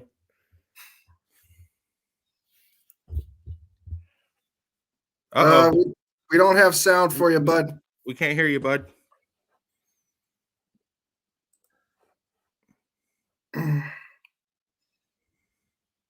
Here, let me read this comment. I see Cleveland making the playoffs again this year as a wild card team, but won't be good enough to be as good as the Ravens, since most likely Ravens will win the AFC North. Oh no, we lost Rudy. Yeah, we lost Rudy. Rudy, try to come back on here and try to fix things, and we'll just keep things going until you try to really want to talk to you. It's going to be fun having a Seahawks and a Lambs fan on. It's going to be fun. I know. I'm all happy for it. My question to you, though, since Colin is dumb and you agree, do you agree that Fat Man and the Hawk is your show of choice? Let us know in the comments, please. Get us on Fox Sports. Hey, how about did you hear about Skip Bayless? What about Skip? He got a $32 million contract. To talk about the Cowboys every single day. To talk about the Cowboys.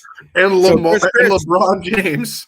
Chris, if you're still watching, there's your shot, bud. You could replace the old man. He is like 69. Here we go. We got a response. Right, do you got us there, Rudy? Hey, what's up, guys? Sorry, I was having technical difficulties over here.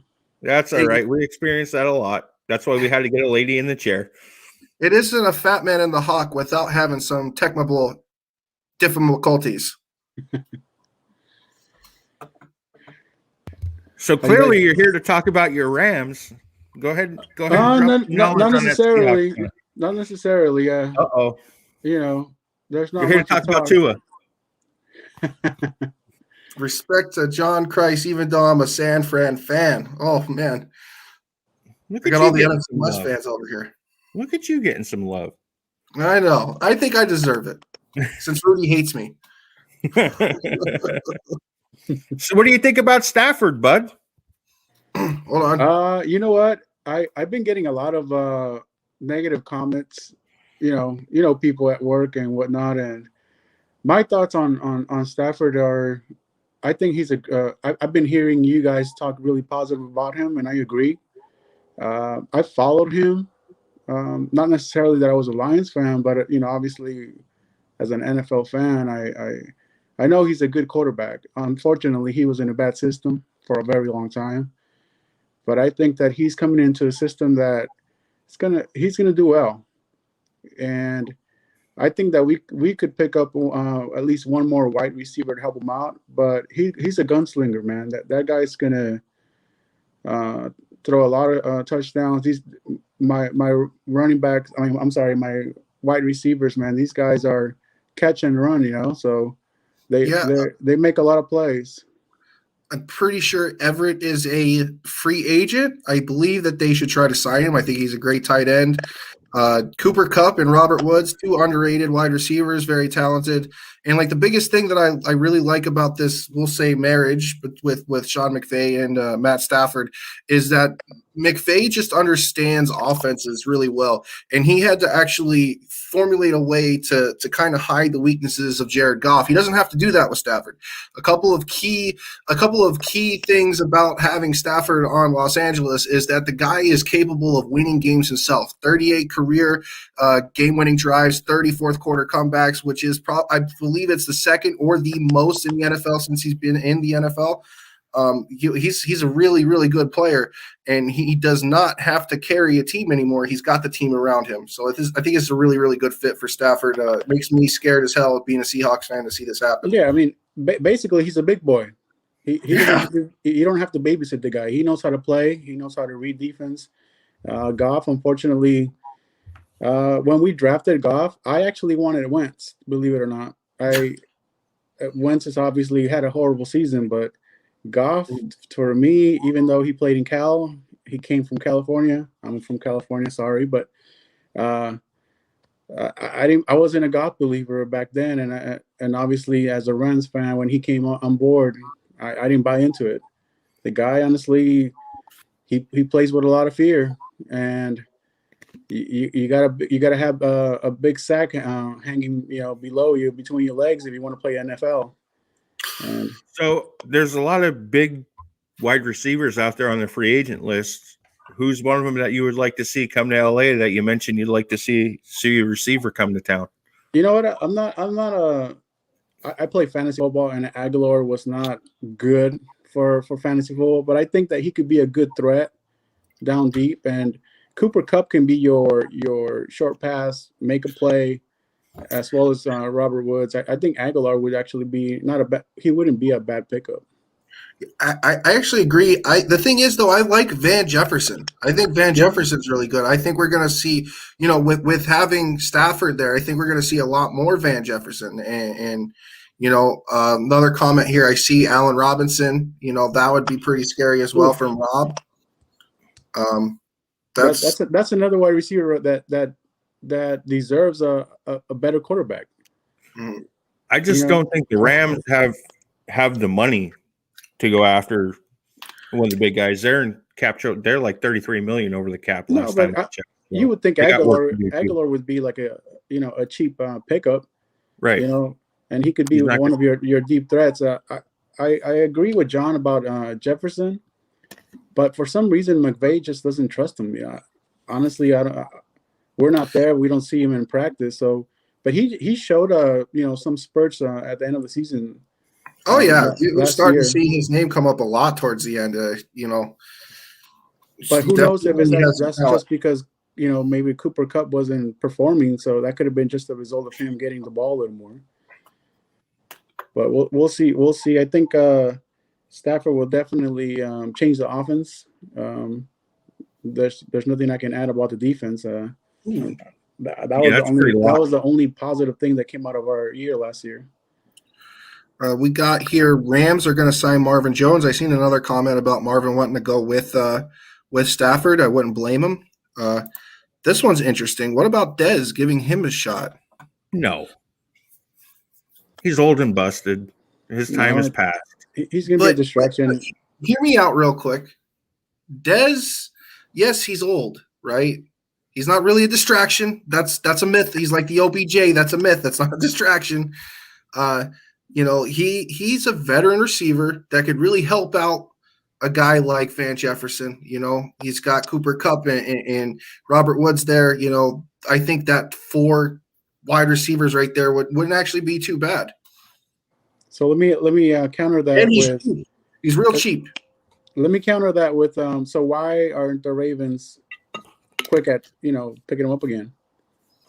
because he's washed. Why didn't he play? You guys talked about it earlier. The Ravens, honestly, they need a wide receiver. And Oh yeah, Bryant's sure. a big guy, and yeah, he's up in the age, but if you know, they should keep him. I don't disagree with that. I think they should keep him. The Ravens need a receiver, but Des Bryant isn't the type of receiver they need. Yeah, they need a guy that can get down the field and get open. But they already have that guy. Des is a big red zone target, is what Des is.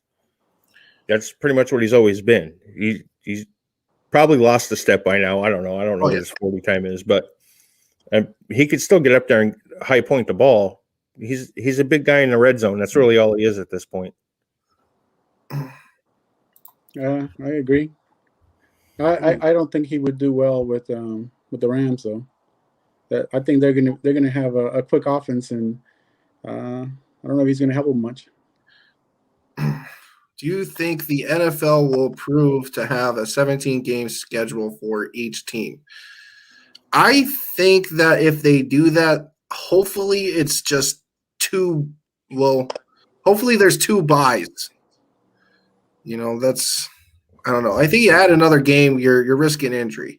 And then you're inflating statistics even worse than they already are. And then pretty soon we're going to be talking about how a guy like Dak Prescott should be the second highest paid quarterback in the NFL because he throws a lot of yards.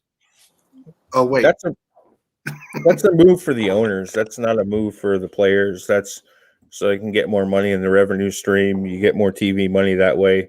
Really, if they do that, I'd like to see them take away 2 preseason games. And the reason football is so popular is because every game matters. It's not like basketball and baseball where you have 82 games or 162 games. Every game matters. Like, you can't take a week off. The more games you add, it's like you said, you're risking more chance of an injury. If they do that, they go to a 17-game schedule, then I want to see them make the rosters bigger too. But now we're going to go into the politics. Do you think the NFL really cares about the players? Oh, absolutely not. No, they're money, bud. That's all they are. Right. But you have to. But that's why there's the Players Association, and they have a say. Yeah. Not as loud as they believe they do, but they have some type of a say. Comment here, I believe Will Fuller is a free agent, and that is correct.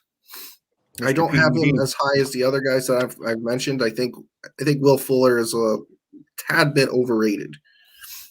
Well, take his PEDs away and see how good he is. He got caught with the Adderall and the let me make my muscle bigger shot. You know, Lawrence Taylor was on PEDs too, but he was just on a PED to make him faster. A little cocaine. He was out there seeing 3 quarterbacks. Choking like the Cowboys. We got a comment on coughing. What you choking on over there, bud? Fans, all of them out there. Where you at, Chris? You don't let them talk like that? So how deep of a run do you see the Rams making, bud? Too early to tell, honestly. Obviously, defense, I think, is going to carry them. It all depends on how Stafford and adjusts to that offense, and we got to see a couple games first. You're taking like the Dave Clark approach on it. You don't want to jinx anything. You don't want to say it. But here's really how I see things going. I think you're looking at probably the class of the NFC next year. Their offense is going to be good. Running back situation you don't have to worry about. Wide receivers you don't really have to worry about. Their offensive line is pretty damn good. They don't really talk about that. They all got a good line. I think they have the best defensive line in football, especially if they sign Leonard again. Hopefully they kind of need him, but at the same time you need to free up some space somewhere. They got really good tandem cornerbacks as well. So they got pieces everywhere. That's a team that's ready to win the Super Bowl. And I think we're going to see it now with Stafford being on offense. I think they're going to go deep. I think they're going to be in the championship game. It'd be nice. Again, putting aside me being a Rams fan, but it'd be nice for Lambs Stafford. with an L. All right, Siegel. It'd be nice for Stafford to get play a couple get some more experience in the playoffs. So it'd be nice for him, definitely. Don't worry, Rudy. He won't be talking as much shit next year when Russell Wilson's in Miami. Oh my god, dude! Listen, I'm never gonna stop talking my shit. It's all right, man. Just pick up Prescott, man. No. There you go. Dak and Zeke for Russ. He kind of fits with the team. Everybody on the team just wants money. It makes me sad. Sea chickens. Hey, we don't talk like that here. Is that Dakota, the Winers fan? No, it's Nick. Nick, the Ravens fan. Oh, of course. I praised your team just so you'd call mine sea chickens. You're done too. You're on the shit list. That's all right. He's also the guy that was busting in a Vikings jersey. I said he just likes the color purple. All right, so give me your projections. Give me a projection with Wilson on your team and potentially Wilson without Wilson. What do you think the Seahawks are going to do? Wilson. See, here's the thing about Russ is I think he's good enough to where you're almost in every single football game. Almost every game. He could get you to 13-3, 14-2. And the worst that's going to happen is a 10-6, 97 season. He's never had a losing season. I think next year Seattle's, as long as he stays there, Seattle will be improved on offense. They are going to compete for the division. I don't think that they will win it. I do think that they're going to be with the Niners around 11-5, 12-4-ish. And that's just how high I think the division is. I see 3 teams having over 11 wins. So that's where I got Seattle. Without Russell, we're looking at a 3-13, 4-12 season. Wow. I didn't realize you had that much love for Russ. I mean, I knew you had some. I didn't think he meant that much to you. You mean that's where you're going. You're going from a quarterback that's elite top tier to somebody that we don't know. If we get fucking Prescott, what are we going to do? Go fucking 8-8 again? Maybe you'll get Tua. Yeah, then he'll get benched every time we fall short. What about Carson? You have faith in Carson? I have a feeling that guy is a year or two away from breaking down, honestly. Chris Carson? Yeah. Dude, he's a hard runner. He hits the holes really fast. My only problem with Carson, I just feel like that he gets tired quickly. Like I don't ever see him going carrying a load. He's not like a full bell cow back, He's also injury prone.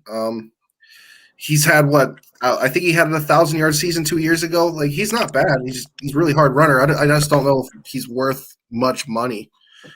Honestly, I'd pay him like $7 million. If he doesn't take it, walk.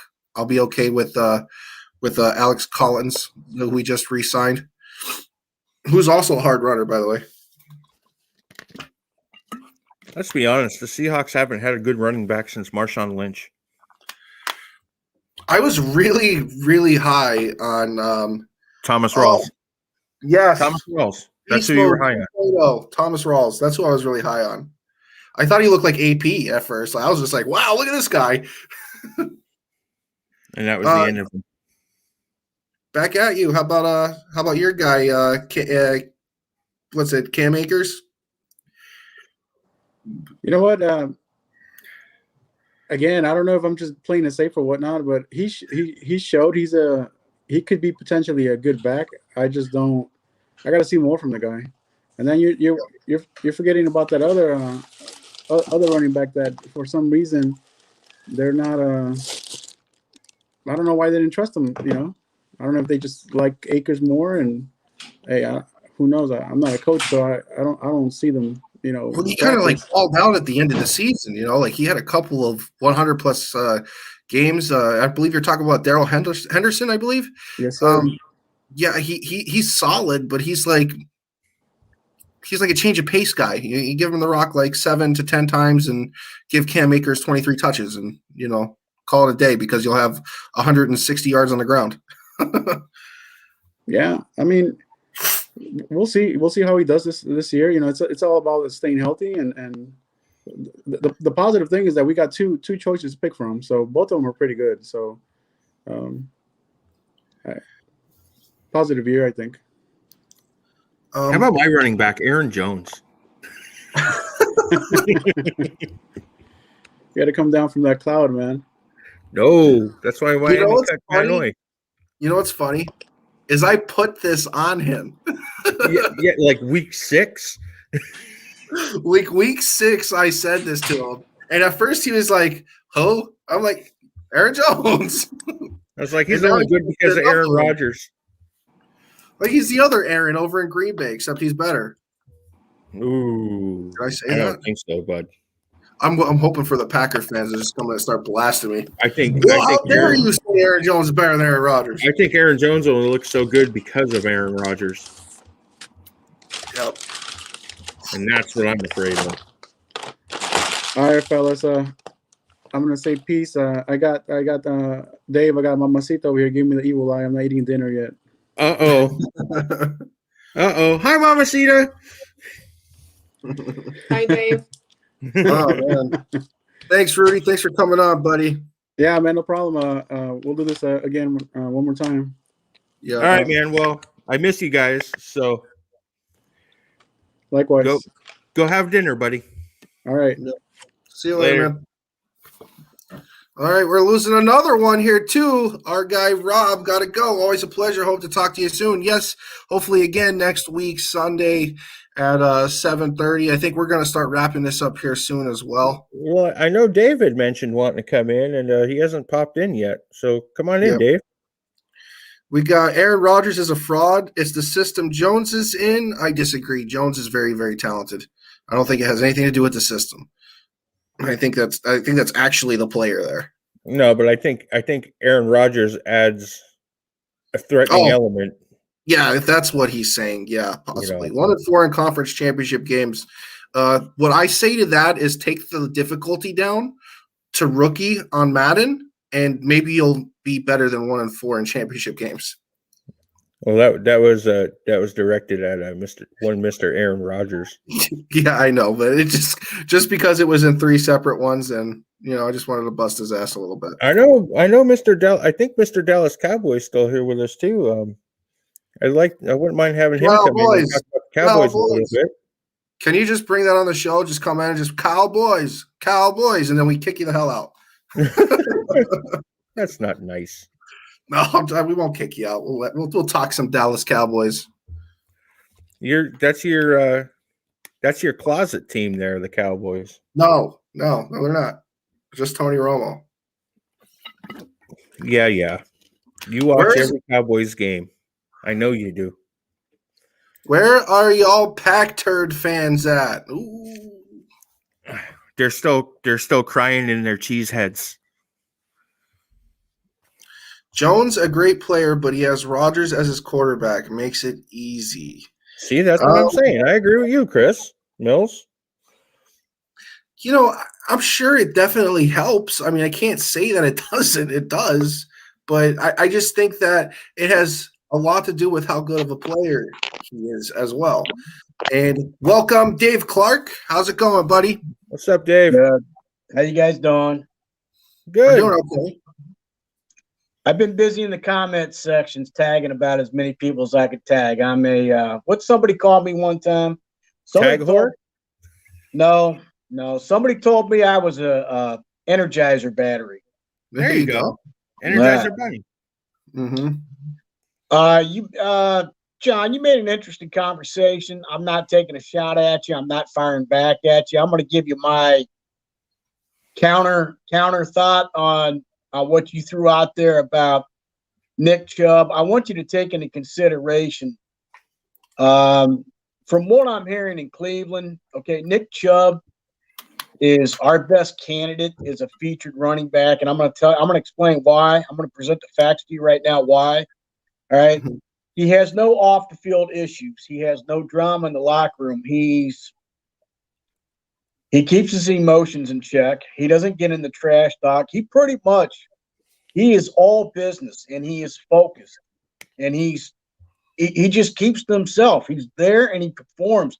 He doesn't cause any distractions. He doesn't look for attention. He doesn't seek clout. He doesn't show off a swagger of expressing himself. He doesn't get in the end zone celebrating. He is the overall player that are very few and far between to be found on teams nowadays. Mhm. He's not going anywhere in Cleveland, and this is why. This is a fact, okay? I like Kareem Hunt. I want to keep Kareem Hunt. I want to keep Chubb and Kareem Hunt as our 1-2 punch. The problem is, if Cleveland was to I'm being hypothetical here. I'm not saying this is what's going to happen. I'm throwing out a hypothetical situation, a hypothetical scenario to play into what John was saying earlier. Let's say Cleveland decides that, they only want to keep one out of the two bell cow backs. Both players are pretty much available. Let's say they decide to let Chubb walk in free agency. And they decide that they're going to roll the dice with Hunt. The problem with Hunt is, here's where Nick Chubb is definitely one up on Hunt. Hunt, and I'm not going to go into details about it because it's negative, and we've already blasted Hunt enough about this. He's had off-the-field issues more than once. He's had three. He's had three that I can think of. Since he's come to the Cleveland Browns, he's had two off-field issues along with the Cleveland Browns. One, he was in an altercation outside of a bar where the police were called, and supposedly he shoved the guy back. A guy shoved him first, the other guy shoved him back, and then the altercation was stopped. And police were contacted. No arrests were made. It made it back to what's his name? Our great commissioner, Roger Goodell. No action was taken against him, but it was a close call. Again, Kareem Hunt was stopped by out there in I-480. I travel it all the time on my job. Out by Berea, by the international airport. He was stopped on I-480 for 75 and a 60. He's 15 over the limit. They let people fly 70 miles an hour all day out there and don't even look twice at you. But he's 15 over. They got to stop him, right? The problem with the stop was he had possession of marijuana, and the officer said, well, since you're on the Cleveland Browns, I'm going to let you go on this possession. All right, and we're just going to get you for the speeding. But it was all out there. It made the news and everything. So where I'm getting at here, if Cleveland was to let Chubb walk at free agency, as soon as that happens, with Cleveland's luck, all right, Hunt's going to go out there and get himself suspended. He's going to screw up. Hunt is unpredictable with what his off-the-field issues can result to, and then we're going to be out two backs. This way, we keep them both. When one's not available, the other one's available. Now, Chubb missed a few games because of a MCL sprain. So, availability, Chubb doesn't fumble. He takes care of the ball. Chubb's not going anywhere. They'll find a way to keep them both, I believe. And I believe Hunt won't go anywhere unless he screws up bad enough. That the problem I'm saying is with bad luck, the way our luck runs in Cleveland, the way my luck runs as a Cleveland Browns fan, I can speak for my luck. As soon as Cleveland lets Chubb walk the free agency, Hunt's going to screw up, get arrested again, and be suspended again, and we'll have nobody at that position. They're keeping them. They're keeping them both. Well, I think the question that brought up Nick Chubb was basically how much money is he worth? Like, is he worth the number one running back in the league money? I think that's the question that came up. Okay. Well, before you comment though, the thing is when it comes to that aspect, at least for me, right? Everything that's happened to Kareem Hunt is a lot of just really some bad luck, pushing a guy altercation in a bar. Like, okay. Sounds like a Friday night. 15 miles per hour over the speed limit. Okay. I mean, I do that, and what ended up happening to him earlier that with Kansas City, a lot of that was, I don't want to bring that up, but go ahead. It was just a lot of ticky-tacky there. It was not all Kareem Hunt in that situation, even in the videotapes, but let's move on. He's had some bad luck. the thing is, as a business standpoint, if you're looking at Cleveland, you got two running backs that are number ones, two bell cows with really good skill sets at all three levels of the position, blocking, catching the ball, and obviously, most importantly, running.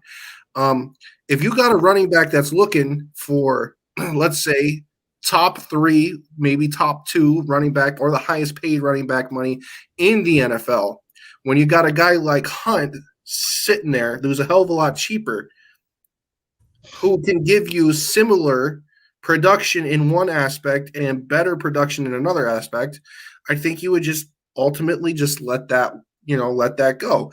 Unfortunately for you, you said Cleveland has bad luck, and obviously Kareem Hunt is a Cleveland Brown because he also has bad luck. So I can see why, a Browns fan would be a little nervous about that situation. But that's all I'm saying. As a business standpoint, why spend the $25-30 million a year on a running back when you could possibly only have to spend 7 to 10 on a guy that's going to give you similar production in some areas and better production in others? That's all I'm saying. Okay, because Chubb clearly earned a spot on the roster, and you can't let a quality player like Chubb that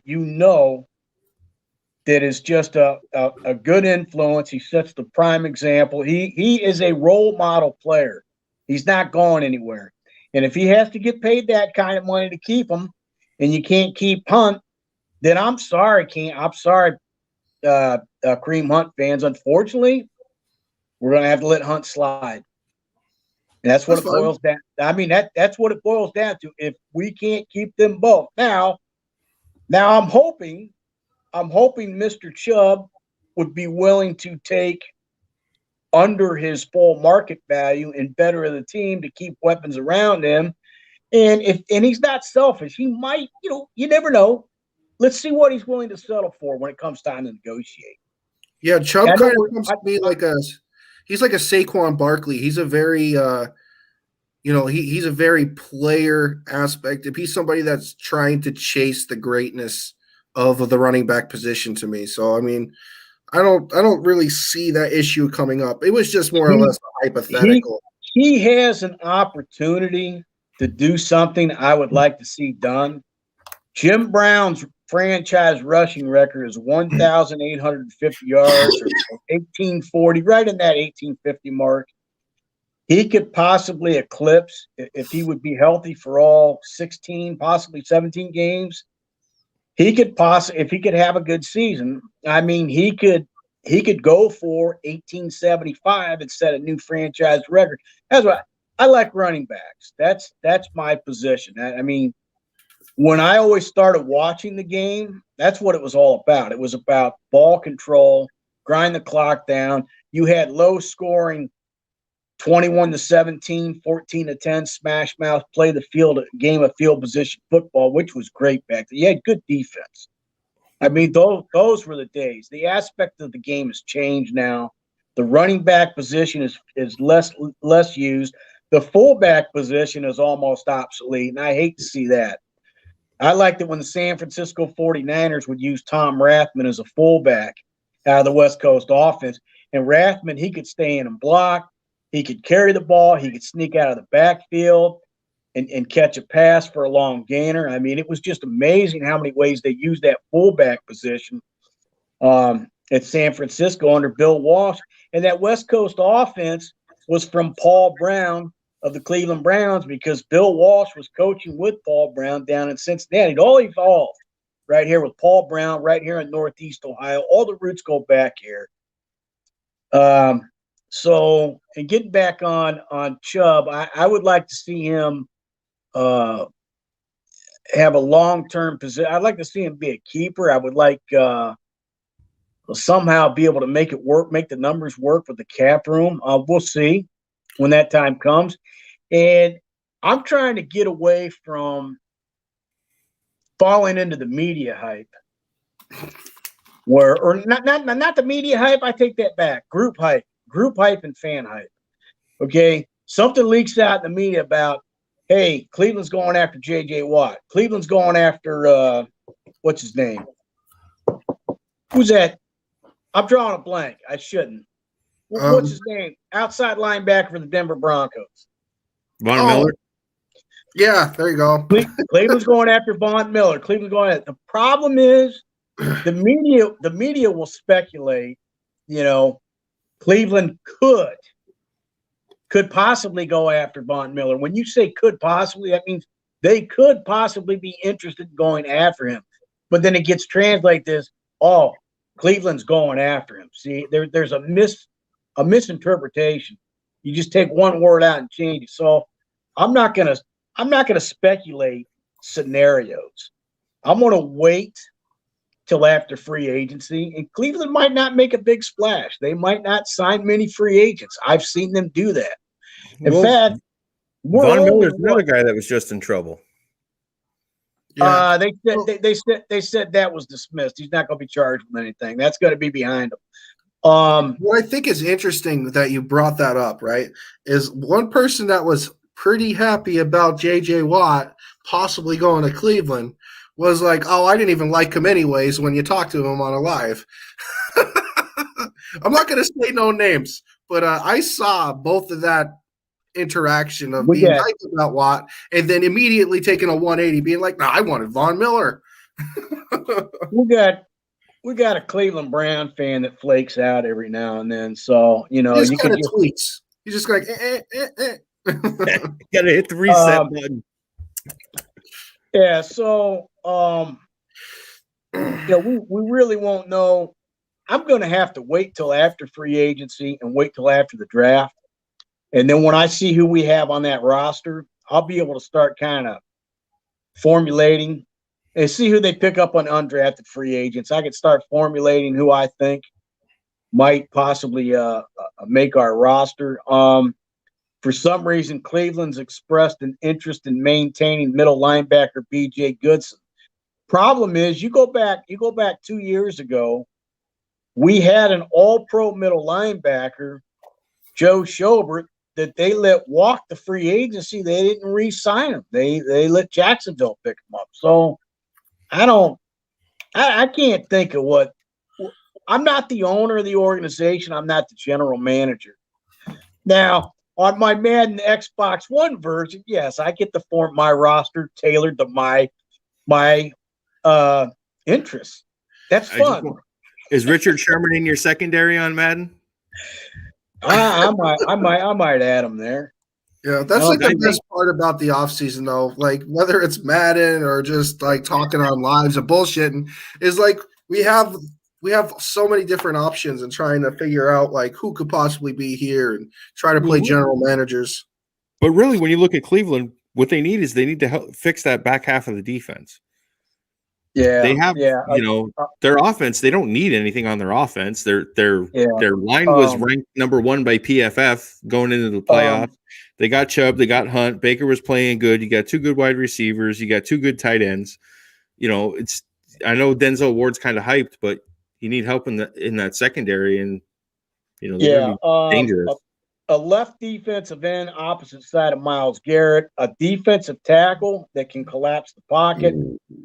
I'm still saying a middle linebacker. I'm not sold on B.J. Goodson, but it looks like they're going to roll with him. So B.J. Goodson is going to have to step up his game to the next level and become that field general on defense. He's going to have to become that.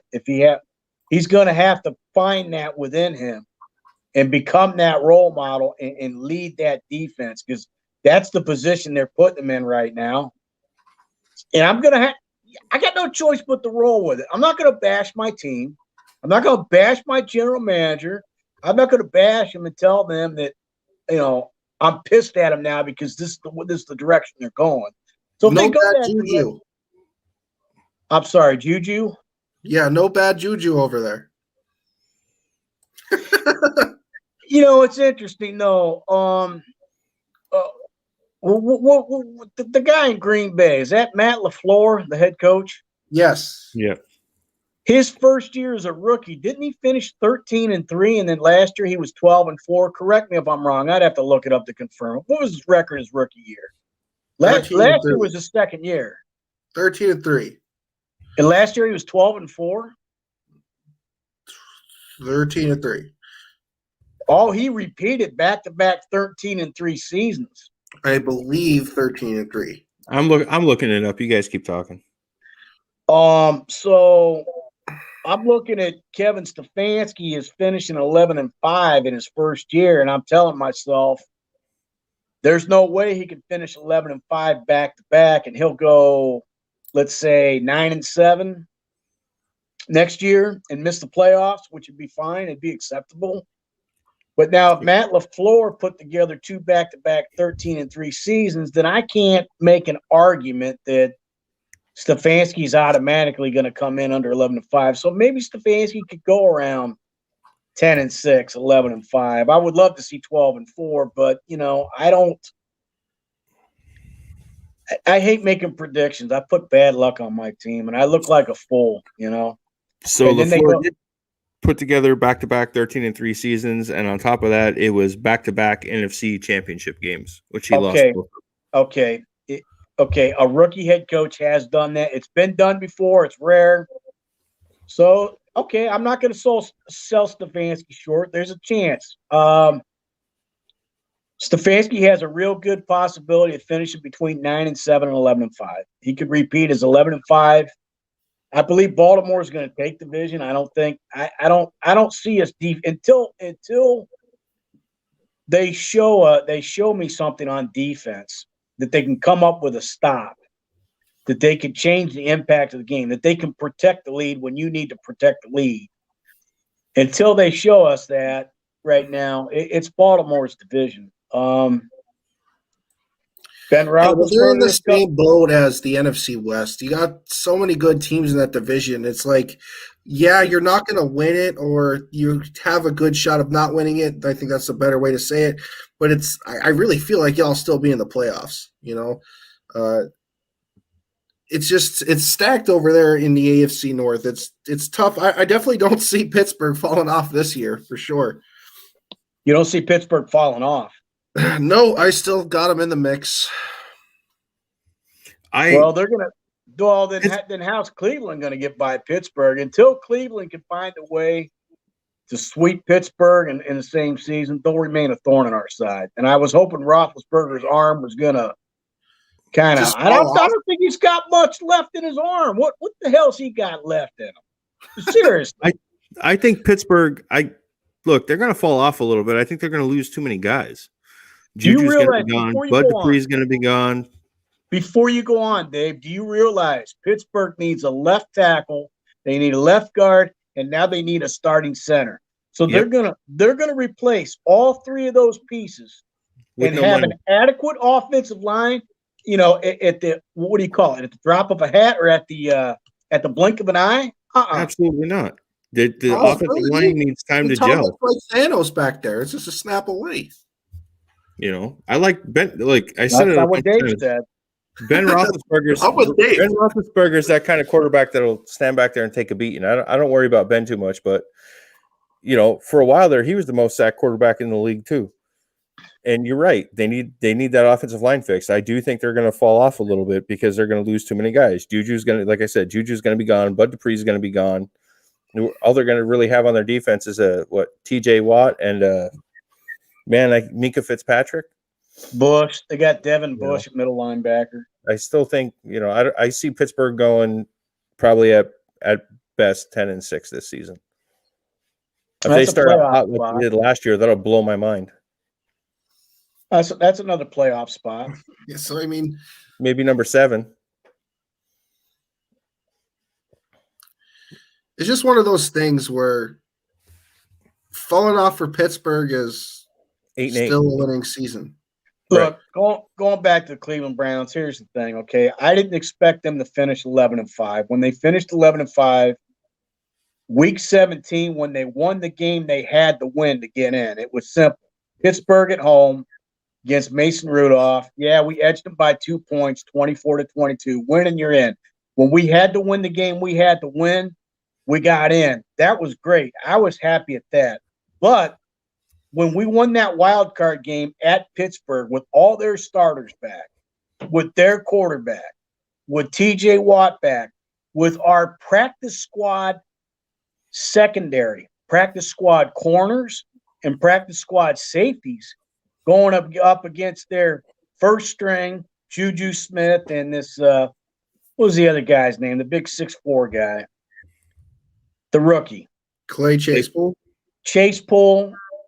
Claypool going up against their top numbers, and we kicked their ass.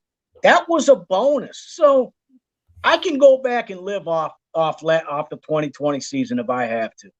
I finally got to taste a little bit of something. I mean, it was, of course, I was in doubt. I mean, because we're supposed to lose. I expect to lose.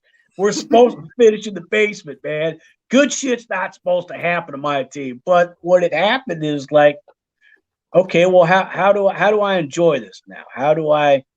And it's like, well, don't overhype this team up to be better than what they are, and don't curse them, and don't put them in the AFC Championship game next year. It's a wait and see. Hopefully, they're going to continue to have a good offseason.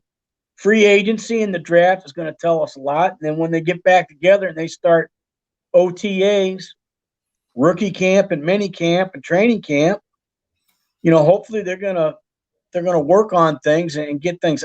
I'm very pleased with Stefanski, because Stefanski seems to have a work ethic where he's putting in 12 to 14 hours a day. I mean, and he's just committed to the job and the position. He's putting in his time. And he's shown that he's competent, and he has a good staff around him to maintain that level of competency and make those decisions that need to be made. He's not like Freddie Kitchens that would run a draw play on 4th and 9 when he's going for it. So, but anyways. You guys take care. That's all I got. I'm anxious to see what happens in free agency. I'm anxious to see what's going to happen to Russell Wilson. John, how can these franchises give these quarterbacks all this money like Deshaun Watson about 8 months ago, and then they want traded? They made Russell Wilson the highest paid quarterback in the league at one point in time, and now he's claiming he wants traded. What happens to these guys when these get these contracts, and all of a sudden, all they got to say is they want trading, and they give into their demands, and they go ahead and trade them. It's just as easy as that, man. It amazes me. Where's the loyalty? Wilson doesn't want to be traded. He said multiple times that he wants to stay in Seattle. His agent did come out and say if he were to be traded, he wouldn't mind being traded to the Saints, Bears, the Cowboys. Raiders, and the Cowboys. Like, he wouldn't mind playing for those teams, but that's not necessarily saying that he wants out of Seattle. Just like everything else that came out of that interview, they took a lot of things out of context. Yes, he said that he would like to be hit less, and statistically, he's the most hit quarterback ever in 9 seasons of playing. But he, at the same breath, he commented about how good Dwayne Brown was. So saying that his offensive line needs to play better, and Seattle needs to, do better on giving him pieces on the offensive line, he still kind of gave them somewhat of a positive, outlook on the line. You're giving us a different interpretation. Do you see how easily that is taken out of context? And yes. When somebody puts it out there, everybody runs with it, and then before we know it, you got me running with it. It's like, whoa, let's hit the brakes here. Let's find out. Is there facts? Let's hear it from Russell Wilson himself. So You're confirming to this group right now that Russell Wilson will be on the starting roster next year. Oh, I have no doubt in my mind that he's going to be a Seattle Seahawk next year. All right. Russell Wilson's going to be a Miami Dolphin next year. Dave, do you confirm that? Yeah. Huh? Do you second that motion? Do you confirm that? Oh, I want to see him in Miami so bad. But yeah, I don't think they're going to trade him. Unless they get a hell of a deal. If somebody's willing to give him 4 first rounders, if he's going to move, it'll happen on draft day. I was watching something earlier that I guess teams can only trade draft picks 3 years into the future, but on draft day that kicks in that third year. So technically, you can give them your first rounders this year, and then first rounders for the next 3 years. So you could get 4 first round picks for a guy.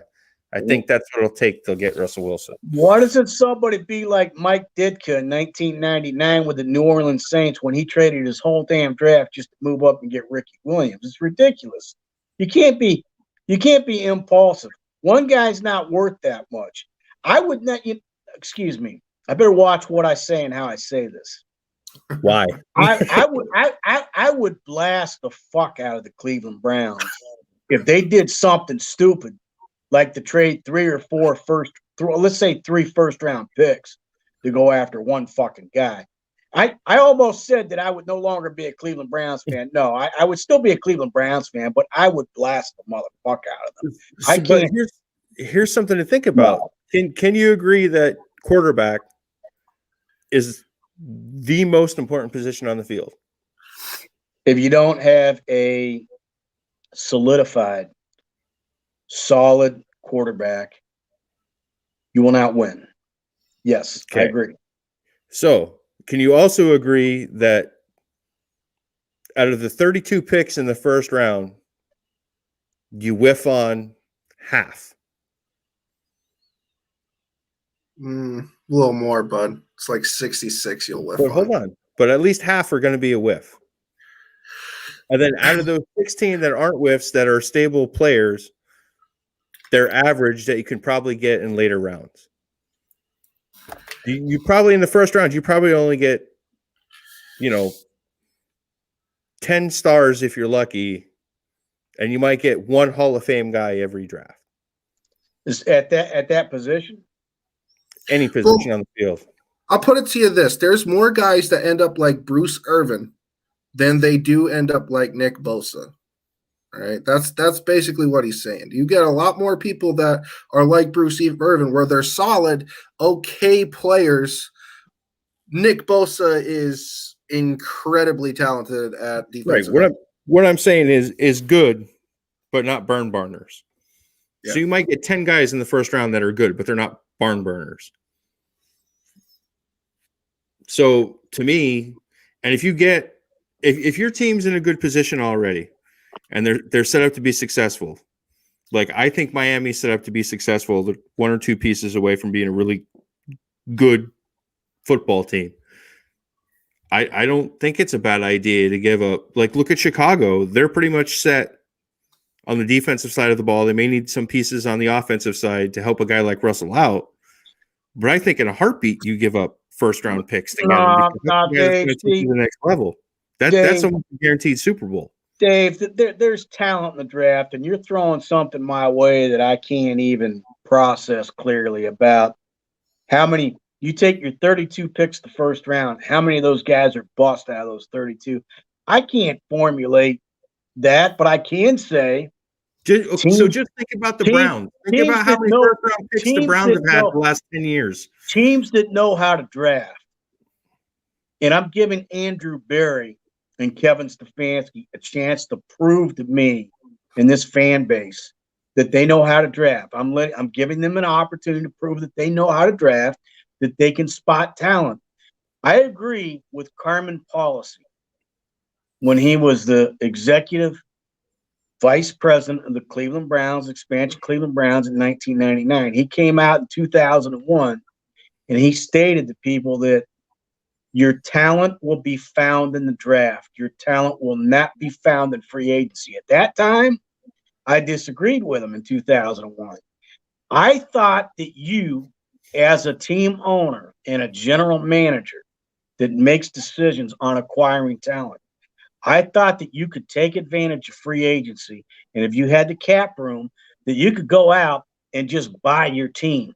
Buy this guy, buy that guy, or trade and acquire and trade at the price of draft picks. Like, fuck the draft picks. Let's acquire these pieces, and you could buy your own team. I disagree with that. Your talent is found in the draft. These free agents coming out now when they're going for their second and third deals, they're not that great. They're not that great in talent at all. And I will not give up 3 ones on a quarterback because you don't know what kind of talent you're going to find in that first round 2-3 years from now. You can't predict that. You're giving up too much. I value the draft picks over the individual talent of the player.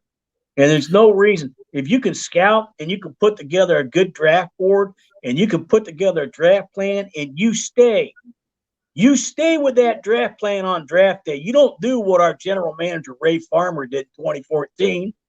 That fucker moved up and down that draft board. We were sitting at 7. He traded out of 7 and moved down to 9. Then he traded out of 9 and moved down to 12.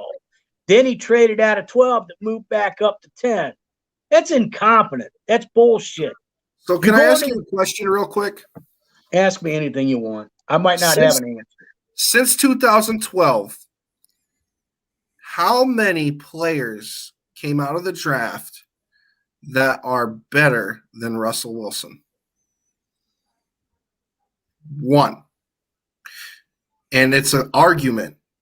It's still an argument because Mahomes still needs to do more, but that's your 1. So the other 255 first-round draft picks that happened in that time span has not had a career remotely close to Russell Wilson. What I'm saying, here's my take on the draft. And I agree, you're going to find your talent in the draft. But you have Russell Wilson's probably top 3. You probably got Tom Brady, Aaron Rodgers, Russell Wilson, as far as quarterbacks go right now. You know, being a Browns fan, how many first-round draft picks did you take the last 10 years? Like even going back to Tim Couch, that were big busts for 10 years. And you can call it incompetent or whatever. I think it depends on who the player is. It depends on who the player is that you're willing to give that much up for. Now, Mike Ditka doing it to give up all those picks for another guy in the draft, yeah, that was stupid. But when Ricky went to Miami, his first year in Miami, he looked like he was worth it. Dave, are you taking into consideration the new head coaches and general managers we had every 2 years that didn't know how to draft? You taking that into consideration? Part of it. They can't spot talent. They can't stick to a draft plan. Okay, I'll give you an example. 2014, Joe Banner and Ray Farmer had a draft board. They had a draft plan. Okay. Jimmy Haslam, our owner, calls them up in the war room and says, Johnny Manziel's still available at 24. I want you to pull the trigger, trade up, and draft him at 24.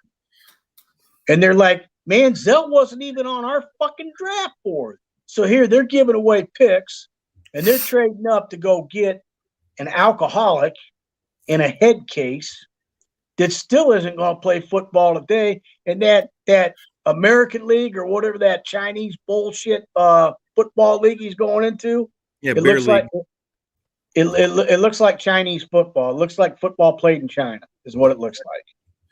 Okay, so I'm going to ask you. I'm going to ask you another question. Since 2012, what player comes to your mind that was supposed to be a generational talent, that was supposed to win Super Bowls? What player comes to your mind? Andrew Luck, right? This year it's Trevor Lawrence, and Trevor's probably a little bit more hyped than Andrew. But Andrew Luck is that player. Since 2012, he was the guy that was supposed to come into the NFL to be not only the next Peyton Manning, but the next great thing. And if you look at the body of work of his career, although solid in today's standards, that was not a great career. You know, that's a guy that nobody was supposed to be. That was not supposed to be a bad or a terrible pick, but he wasn't even the best pick in his draft. That's all I'm getting at. Is like when you have a point. When it comes to trying to draft players in through the draft, right? And you have all the picks that you've got and you're not doing your job in drafting the talent and the pieces you need for your team. You got a point. That's correct. But what I also think is correct is when you have a player of the caliber of Russell Wilson and when you go and you really crunch the numbers on it, it's really not even close. You're looking at very, very small odds that you're going to find a player that I don't even know what Tony Romo comes to mind for, but it's very difficult to find a player that even comes remotely close to Russell Wilson since 2012. What comes to mind to me right now is how many first-round draft picks and how much did the Chicago Bears give up to acquire Mac? Wasn't it 2, right?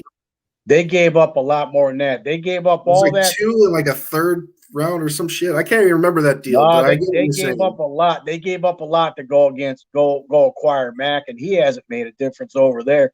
Here's the deal. If a team gives up 3 first-round draft picks for Russell Wilson, and let's say if they didn't give up those 3 first-round draft picks, and over that 3-year time, they hit on all 3 of those at different positions. They hit at a left defensive end. They hit at a wide receiver. And they hit again at an all-pro free safety, a fucking ball hawk. I can form something. I'm talking they hit. I'm willing to risk a chance of hitting on 3 picks. And then you got 3 players over that 3-year time. Whereas Russell Wilson, what's he going to be like 3 years from now if you can't protect him? I don't want to give up. I'm not giving up 3 first rounders on one guy. You guys have your own opinion. That's fine. I want Deshaun Watson. I want draft picks. I want the draft picks. I wouldn't do it for Deshaun Watson. I'm just saying, you're looking at a guy with a Super Bowl ring, 2 Super Bowl appearances, the most fourth quarter comeback since being in the league, the most game-winning drives since being in the league. He's led the league in touchdown passes twice. Okay, he's been in the conversation. And you know what? 5 seasons. You know what? Seattle needs to keep him happy and not even entertain the thought of trading the guy. Period. That's what I think too. Back to the Khalil Mack trade. And that ends this discussion. The Khalil Mack trade, the Raiders received the Bears 2019, 2020 first-round picks, a 6th-round pick in 19, and a 3rd-round pick in 20. They got the Raiders' 2nd-round pick in 2020 and a 2020 5th-round pick. Got turned into a 7th-round pick. It was a conditional pick. Yeah, so I was like 60% right on that trade. But, I just think I would do it for Russell Wilson. I wouldn't do it for Deshaun Watson. Russell Wilson has a history of being successful. I haven't seen enough on Deshaun Watson. I think Watson has no heart. Hey, like I said, depends on the player. I wouldn't do it for a free safety, okay, but for a quarterback, Dave, I would. If you think it's good for your team, the Miami Dolphins, to give up that much for one guy, I'm not going to bash you or your team for it. But I will tell you, I'm glad my team's not doing it. So that's fine. I will bash you. I will bash you. Do you think I'm going to bash you for that? I'm not. If my team does it, yeah, I can bash my team for it. But I ain't gonna bash your front office. If that's, I could say that I'm glad that my front office doesn't think the way the I really am glad. What happened to Miami back in what was it? Was it 2000 and? I'll tell you what happened to Miami. No. I'm going back, Dave. 2001 when they acquired Bill Parcells as the executive vice president, general manager. I mean, Parcells was going down there to clean up a mess. There was a time when Miami, they had salary cap problems. They had no draft picks. They just had a mess to be cleaned up. And Parcells went down there and tried to clean it up. And you can't just plug a guy in and say, okay, mop it up, man, make this right again. Well, Miami in that short period. They had a good run of bad head coaches, so that didn't help. It's kind of like the same story as Cleveland, right? Dave Wannstedt. Dave Wannstedt. Jimmy Johnson, Dave Wannstedt, Tony Sparano. Who's the other clown? Mr. Gray, my dad used to call him. He came from Green Bay. He drafted Tannehill, Philbin. So they had a good run of a bunch of guys, and I think it's hard. I think coaches are undervalued because you see a lot of times teams get a head coach and they only keep him for 3 years. That's Kind of hard for fact. the guy. It's kind of hard for the guy to get the team he wants built in 3 years. In that short of time. Right. I think that's factual. I really do. And it's interesting you bring that up because the last time a Cleveland Browns coach had longer tenure than anybody else dates back to Blanton Coyer from 1963 to 1970. He had 8 years. After that, you got Paul Brown that was 16 years. But after that, 8 years is the longest tenure. After him, Sam Rutigliano made it for 6.5 years. So I would like to see Kevin Stefanski make it, and hopefully he does, with the Cleveland Browns organization for at least 8 years, if not 9 years. I want to see beyond. I want to see it where, you know what, we don't have to worry about getting a new head coach next year. We don't have to worry about drafting a new quarterback next year. What the problem I want to see is happening is, you know what, we got to worry about drafting for depth. We've got pieces. We've got players in place. We've got a coaching staff. Now we need to put together depth. I mean, that would be nice to experience that. Yeah, I totally get that because that's what happened to Seattle in 2013 and 2014. I understand. Well, when you think about it, like look at the good teams. Most of them have had their same head coach for a while. Tomlin's been in Pittsburgh for a while. Belichick's been in New England a while, even though they kind of suck now. Belichick's been in New England forever. Pete Carroll's been in Seattle for quite some time now. And when did Carroll get to Seattle? Huh? When did Pete Carroll get to Seattle? What year? 2011 or 2010. Right. I'm sorry, 2010. So what? He's got what? This is his 12th or 13th year. He's going on his 12th year. That's outstanding. Yeah, that's continuity. Continuity. The Packers. The reason they did it with a rookie head coach is because that roster was pretty much already built to win. Sometimes it's the head coach, but sometimes it's not. Yeah, I want to know if possibly what's his name? Who was the guy that LaFleur replaced? Farmer? No, McCarthy. He replaced McCarthy. I wanted to know if McCarthy had something already set up there that was pretty good that LaFleur walked into, that he came into a good situation. You know what comes to my mind? Yeah, he did. Aaron Rodgers. Well, Aaron Rodgers was already there. Devontae Adams was already there, I think. Aaron Jones was already there. So a lot of the guys were already there. I'll be back. You guys keep this going. I'll be back. Give me a minute. Okay. Let's see if we got any funny comments. I know Chris is still going on about the Cowboys. Ain't no problem in Dallas. Jerry Jones just being cheap. All that money Jerry Jones got. Look how much he paid Tony Romo. Look at how much he's not even going to pay Dak Prescott.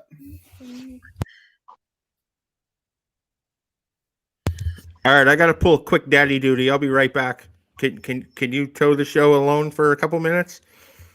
I will do my best. Let's see.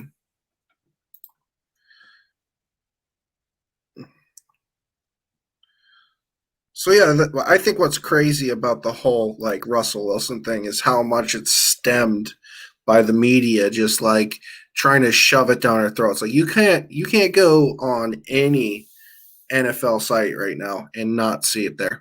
My favorite thing is the whole Chicago Bears prioritizing the trade. I don't even know if they really have enough to give Seattle. I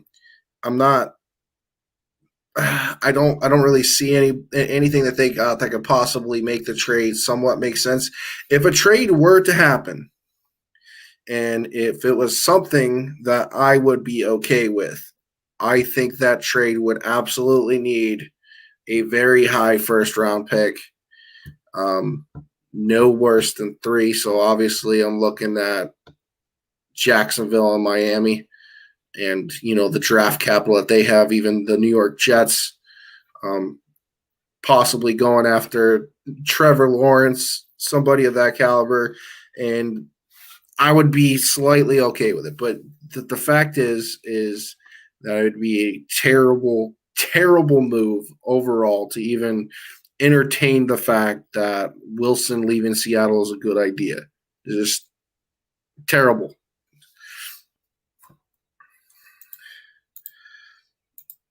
Now, I want to try and find what I was looking at before.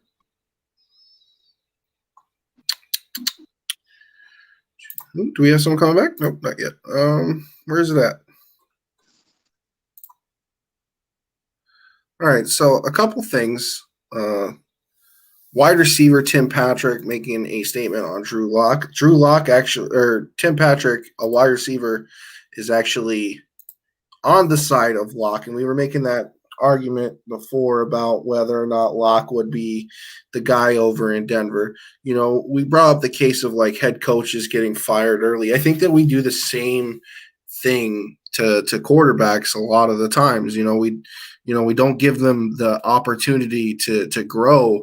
Or what happens is sometimes rookies come in, and one that comes to mind is RG3. He blows up the world in his first freaking season, and then he's kind of like a bust after that, And like everybody wants that one season where they spark up, Patrick Mahomes' first season, 50 touchdowns, that's what they want to see. Lamar Jackson, his first full season starting, I think he had close to 50 touchdowns, 36 in the air. I think it was like double digits on the ground. He's phenomenal. He's a phenomenal player. Actually, I think it was 45. I might be wrong. But that's what every team is looking for. I think it's crazy to think that it's more valuable to try and get a young quarterback in that is good to win a Super Bowl with, opposed to getting a veteran quarterback. And that also stems with how much they get fucking paid. I mean, you're looking at those $35 million contracts, taking up like 20% of the cap space. Like how do you win with that? You just don't win with that. And what I'm going to do is actually remove Dave until he comes back. That way it doesn't look like an eyesore on here. But I'm back. He's here. He didn't leave. Who, me? I had to go daddy duty. Yeah, I know.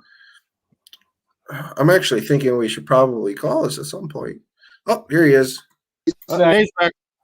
Oh, he was back. 1 second. Probably has to poop. Oh. He's pulling a Lamar. He's pulling a Lamar. He's just got cramps. Yeah. He'll be back and take us through 4th and 5. Yeah. Let's see. Von Miller's interesting to me. I think he probably stays with Denver. Denver. Another topic that we missed on was Alex Smith getting released. Do you see him coming back? Do you see a team actually signing him? Do you see him actually willing to play? Yeah. If Chicago doesn't get Watson or Wilson, I see them making a play for Alex Smith. See, I don't necessarily think Alex Smith is worth being on a roster. Not because I think he's bad. It's just I think he's so late in his career. It's like, other than trying to mentor a young player, why have him there? Because you need a quarterback? Yeah, a quarterback that could stay on the field. He couldn't even stay on the field, Wow. And it's unfortunate. It sucked what happened to him, but he can't stay on the field. Maybe he'll go to New England, where he can't stay on the field there. I think he's a serviceable backup somewhere. Cam Newton to the Saints? What? No. They got Jameis Winston, the best Jameis Winston's ever. He's a free agent, bud. Winston's a free agent. That's Jameis's team now, bud. Drew Brees said it. Well, that's funny because he's on the free agent list. Yeah, he's going back to the Saints. What I think's crazy is they spend so much money on Taysom Hill. I wouldn't be surprised if you see Taysom Hill take that team over. Yeah. Dave, if you're ready, give us a thumbs up, bud. Wherever you're ready. All right, he's back. Getting back on I told you that you can't buy a team in free agency. The prime example of that is the owner Daniel Snyder, of the Washington football team. He tried to buy his players all over the years and wasted so much money in free agency. So again, your talent is in the draft. A team that drafts extremely well, and it's a fact. And I got to put it out there. I can't bash them or deny them. I got to tell it for what it really is. The Pittsburgh Steelers draft extremely well. There's no denying that. They always have. They've always put together talent from the draft. Not just a lucky hit or a lucky year. I mean, they've done it consistently over the years. And they know when to move off a guy. Why can't Cleveland try to mimic their same technique, strategy, or their same, the same way they run their organization? The New England Patriots, Bill Belichick, general manager, I used to give him props and say, well, he knows how to draft good. Actually, he drafts acceptable. He drafts good and he drafts average. He doesn't draft bad. He doesn't draft spectacular, but he can take these guys and he can put a team together and form team chemistry, and he can get guys to play, and they're not blowing all this money on these large contracts, and he can put together a winning team even without Tom Brady.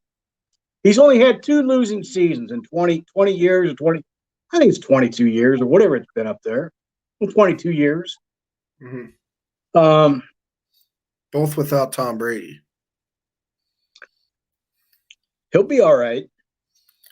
Belichick, I mean, he's not going to make a Super Bowl run, but he can contend for a playoff spot, or at least have a 9-7, 10-6 record, a respectable record, so to speak. The Packers are another franchise that has always done very well with their draft picks. They never spend money in free agency. You know the teams that have produced the best offensive lines over the year that come out on top that stand to mind. You want to talk offensive linemen? I like running backs and offensive linemen. Offensive linemen as a whole. Dallas, Green Bay Packers, Dallas Cowboys, and Pittsburgh Steelers until last year. But I'm going back a while ago with Steelers. Steelers used to have good offensive linemen. They really did. They were known for that. And I think the schools that put out the best offensive linemen: Wisconsin, Iowa, who else? Penn State. All them big farm boys. Yeah, you get your linemen out of there. And Cleveland was extremely lucky to acquire Joe Thomas as an all-pro offensive left tackle that will someday probably be in the Hall of Fame, that managed to make 10,000 consecutive snaps without an injury. And the guy wanted to stay and retire in Cleveland. You don't find many like that. That's the one first-round draft pick we hit on. That he was there for us. But anyways, going back, he was there for you 10,000 times. 10,000 consecutive snaps, man. That's a lot. How you guys looking at for free agency? The only team that has a lot of money to spend would be Jacksonville and New York Jets. But how many free agents are going to want to come to those organizations when they don't know what they're getting into? There's a lot of them out there. I don't know. It's tough. Like I said, we made a top 10 list of where who we like the most. I can honestly see Baltimore and the Titans being the 2 teams that are going to make the most noise in free agency when it comes to signing, because you look at what they need. They need things that are established. The Ravens need wide receivers and the Titans need defensive linemen, right? And there's actually abundance of both of those positions out there on the in free agency. So those are the two teams I'm really thinking are going to make the most noise. Well, the Patriot here. Being as we're going to talk about the cap, I'll put it up on the screen here. What's Cleveland listed at? I heard Cleveland was at 18 under, then they were at 26 under. They're somewhere around. See where Cleveland's listed now. So here, 20. You got the Jaguars got a bunch of space. The Jets, the Patriots, the Redskins. What's the amount? Bengals. What's the amount? For who? Just go down the list and say this team has this much. This team has. Jaguars have 84 million. The Jets have 77 million. The Patriots have 66 million. Washington has 54 million. The Colts have 44 million. Bengals have 40 million. Broncos have 30 million. Chargers have 23. 49ers have 23. Miami's got 22. The Browns have 20. The Cowboys have 20. The Ravens have 18. Texans have 16. Panthers have 15. Cardinals have 12. The Bucks have 8. Giants have 6. Titans at 4. Seahawks at 2. Steelers now have 3 million. Raiders have 3 million. Bills have almost 2 million. And then the rest of the teams are over the cap. What'd you say New England has? Something ungodly. 66 million. You see Bill Belichick, man, he don't re-sign guys, man. He goes through a lot of players, though, because if you don't play for him, you're out, man.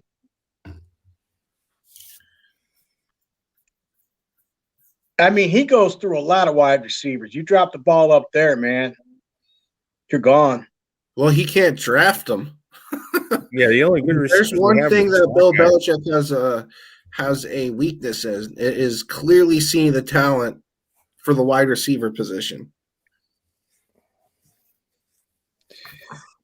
All right. Well, it amazes me now that we want to talk about New England, and it's interesting that over the years, go back to the Tom Brady years, 9 Super Bowl appearances, 6 Super Bowl wins. Out of all the offensive linemen they had, the only offensive lineman I could think of that made All-Pro was Logan Mankins. Name another offensive lineman for New England was All-Pro besides Logan Mankins. I mean, Joe Tooney was All-Pro, wasn't he? Who? Tooney? Maybe. You'd have to look it up to confirm it. But the only one that comes to mind is Logan Mankins. Oh, throwing Patriots offensive lineman. I mean, I'm trying to think now. But didn't they have a left tackle? What the fuck's his name? Yeah, I know they had a guy that left for a bunch of money. I can't remember who it was. Okay, but my point is the New England Patriots managed to win without having big-time, expensive, all-pro caliber players. They managed to put together a winning team. And what, Tom Brady was willing to settle for what, $25 million a year so that they had cap room for other players? That's what's crazy to me. He's willing to do that, and you don't ever see more players follow suit that isn't on the same team with him, right? This is why I said that Seattle is the complete opposite of Tampa Bay. Tampa Bay, they're like, hey, I want to play with everybody that's on my team. I'll take a pay cut. Seattle's like, give me as much fucking money as possible. I don't give a shit. So Joe Tooney was All-Pro second team. We lost Dave. What happened? I don't know. I'm not sure what happened to Dave. Dave, we lost you. Come back.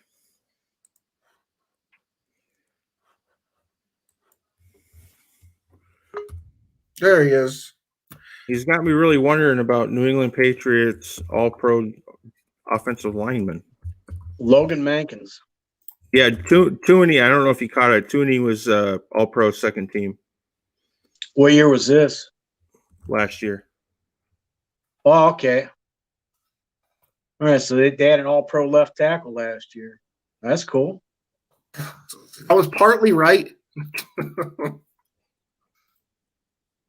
Had the position, I just couldn't freaking remember the name.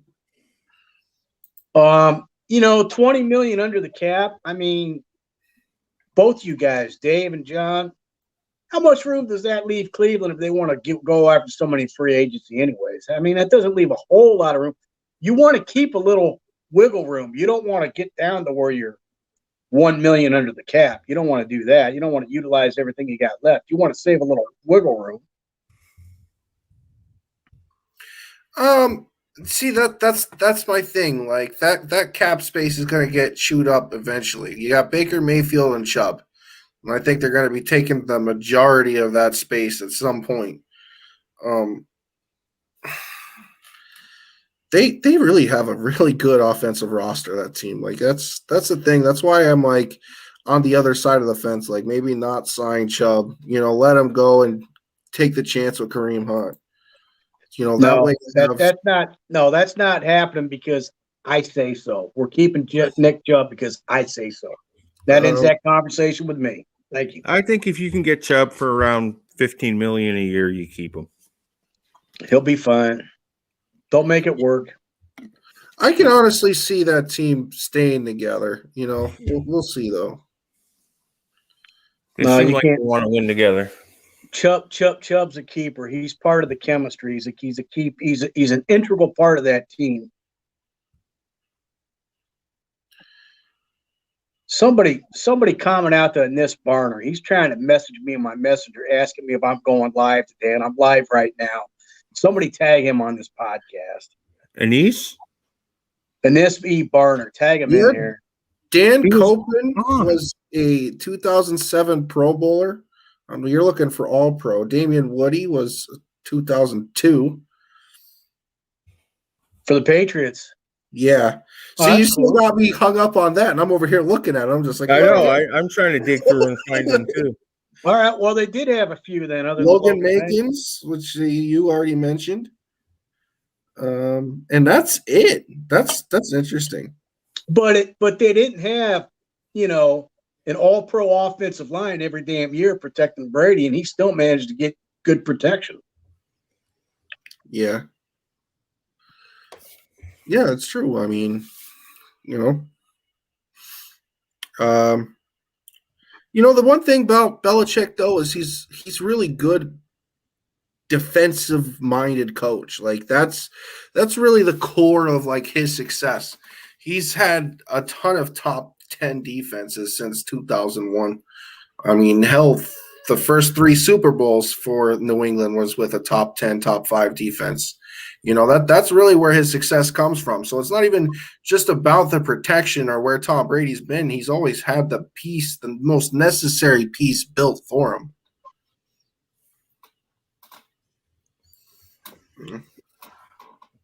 It came down to team chemistry with Belichick. Yeah. Good team chemistry always. Another thing that's crazy with me is like, when we talk about the wide receiver position, like I knocked him about not finding the talent, but he's really good at finding slots. Wes Welker, Deion Branch, and Julian Edelman, those are pretty solid slot wide receivers. And he didn't really like Wes Welker. He hated him. I love that Bill Belichick Football Life special. I don't know if you've seen it. That's the way he talked to Wes Welker. It made me happy. And he flamed him. Yep. You see that guy over there? He's going to take your job. And he's just over there like. And he did. He did. He took his job. And he did it better. Well, I guess I couldn't get Zach Brown in here. Zach Brown, he's up on the Cleveland Browns. We got Ben Fantastic. He's up on the Cleveland Browns. That's the name he goes by, Fantastic. Some of these guys are really, really into the numbers, the data. They're big. They're big data collectors on the Browns than what I am. I can only go by what I hear on 92.3 The Fan every day, and I try to think it's reliable information. Yeah, let's hope, if anything else, if you want to get back on the Browns, that Kevin Stefanski and his coaching staff, they've managed to change the culture in Cleveland, and it's not toxic and dysfunctional now. It's a more healthy culture, so to speak. More good vibes. a better atmosphere, let's say. Mm-hmm. So maybe it'll bring a couple of lower tier free agents. I'm talking the free agents you sign first 30 days of free agency after day 30 when they drop down to another tier, which means you get them for a little bit less money. Maybe they could sign a free agent or two that's willing to play at second tier level money, would be willing to come play for Cleveland and fill in a piece we need somewhere. We'll see. We'll see how they develop the defensive side of that ball and try to play defense for once. Try to stop somebody on third down. Try to stop somebody on fourth down. Try to learn how to play with the lead, because I tell you what, we can't continue to win games by 48-37. At some point in time, you're going to have to find out how to play with a lead. And the ones that really stick out in my mind, and I've said this to you guys before, I'll always bring it up because I don't let go of things. Okay? You're going to learn that with me. I don't let go. I hold on to this shit. I hold on to it. At Dallas Cowboys, week 4, Cleveland is up 42-14. I had everybody tell with 12 minutes left in the fourth quarter, 42-14, we're up. I had everybody saying, excuse me, 41. 41-14, we were up. 41-14. We were up by 27 points with 9 minutes left in the game. And everybody was saying on the game thread, oh, it's great, Cleveland won, blah, blah. And I wasn't getting excited because I was waiting for the bottom to fall out to where they can't play with the lead. They can't call the right defense. They get too conservative. They give up too many points. We gave up 24 points, 3 touchdowns, and 3 2-point conversions in a 9-minute span. And with 3 minutes left in the game, Cleveland gets the ball back. Our 41-14 is now 41-38, and Dallas got a chance to win this fucking thing with 3 minutes left. And had OBJ not come through and won that game for us, I might not be talking to you the way I'm talking to you right now. And I don't forget this. I don't forget it. I hold on to it. I love holding on to it. Well, you hold the lead by feeding your 2 bell cows, right? The other game at Tennessee, we went up 35-7 at halftime, and we managed to escape. I think we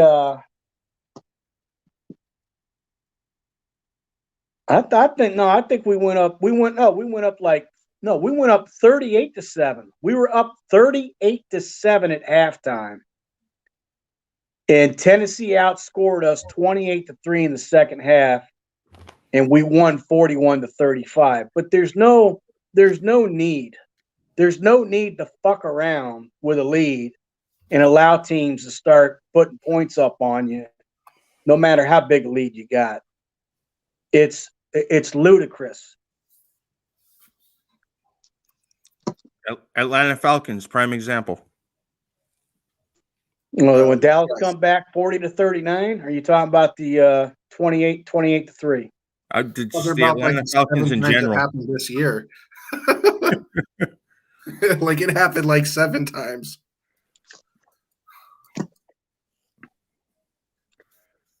Well, I don't know, man. My butt cheeks are starting to hurt. All right, I got nothing else. Hey, you guys got going on 3 hours. Do me a favor before you shut this off. Let me pop out of here. Let me go to the comments and let me type in, this has been another 32 NFL Teams Warzone Group Productions. Yeah, you could do that. If we can hold on for like another 3 minutes, it's like 2 hours and 57 minutes right now. We can get 3 hours on this tape. Yeah, go ahead and do that. I mean, it usually takes us a couple minutes to rattle off all the BS at the end anyways. All right, appreciate it. Thanks, guys. Good job tonight. Bud. Yep, thanks. Hopefully we'll see you next Sunday, same time. Oh, there should be a lot of news one Sunday. You miss it one time and it's over. We'll see you next Sunday. Thanks, Dave. Appreciate you coming on. Yeah, so somebody came out the other day and said there should be quite the massacre on our hands this week coming up with guys getting cut. So we should have some things to talk about next week. Yeah, is that Anise? Yeah. Anise, we're gonna get you in next time, man. We're rolling almost 3 hours here. We got almost half a shift. Yeah, we're about cashed in our I think we're only good for like 3 or 4 hours of streaming. So Yeah, we're almost over actually. I think we got like half hour in here before that. Let's see. As always, thanks for coming in and see us. Thank you, NFL 32 Warzone. It's been great. Thank you for everybody in Fatman and the Hawk. Yeah, guys. And if this wasn't enough for you, you can head on over to YouTube. Look us up on our YouTube channel. Make sure you hit subscribe, turn notifications on so you know when we're going live. You can watch us there. We're looking at cutting up some snippets out of past broadcasts and current ones to throw in there instead of having to eat it all in a 3-hour clip. If you come on and talk to us, you could tell all your buddies, hey, I'm on YouTube. They can go on there and watch the clip. It should make it a little easier on everybody. Yeah, and if you guys like the stream, you like to see what we got, you want to see it get better, come and go ahead and donate to us at our PayPal. That'd be great. Anything helps, and that just shows your support for us. Another thing, you'll like the music that was in the beginning. Go ahead and blow up my buddy's Facebook, Brandon James. Go find him. His band name is Cruel Bomb. I'd like to see that band blow up. And as always, keep lighting up the Warzone group. I have fun getting the notifications and throwing my 2 cents in here and there. It's fun. It's fun to sound like an idiot 95% of the time. That's the best part about the NFL. 1 week, you sound like a genius. The next week, you look like the biggest idiot that you could possibly, succumb to. Yeah, and I'd like to get, next week, I'd like to get Chris on here, Mr. Dallas Cowboy himself. Yes, and Dylan, I would like you to come on too. I was actually hoping to see you. We enjoy talking about the Dallas Cowboys. The old Hawk over there is a closet Dallas Cowboys fan. He watches every game. That's true. He'll never admit it, but he watches every game. He loves the Cowboys. I do watch every game. So it'd be nice to see you guys get together and chat about it. Yeah. But all right, that is it for us. I am the Hawk. And I'm the Fat Man. I'll see you guys next time. Thanks again.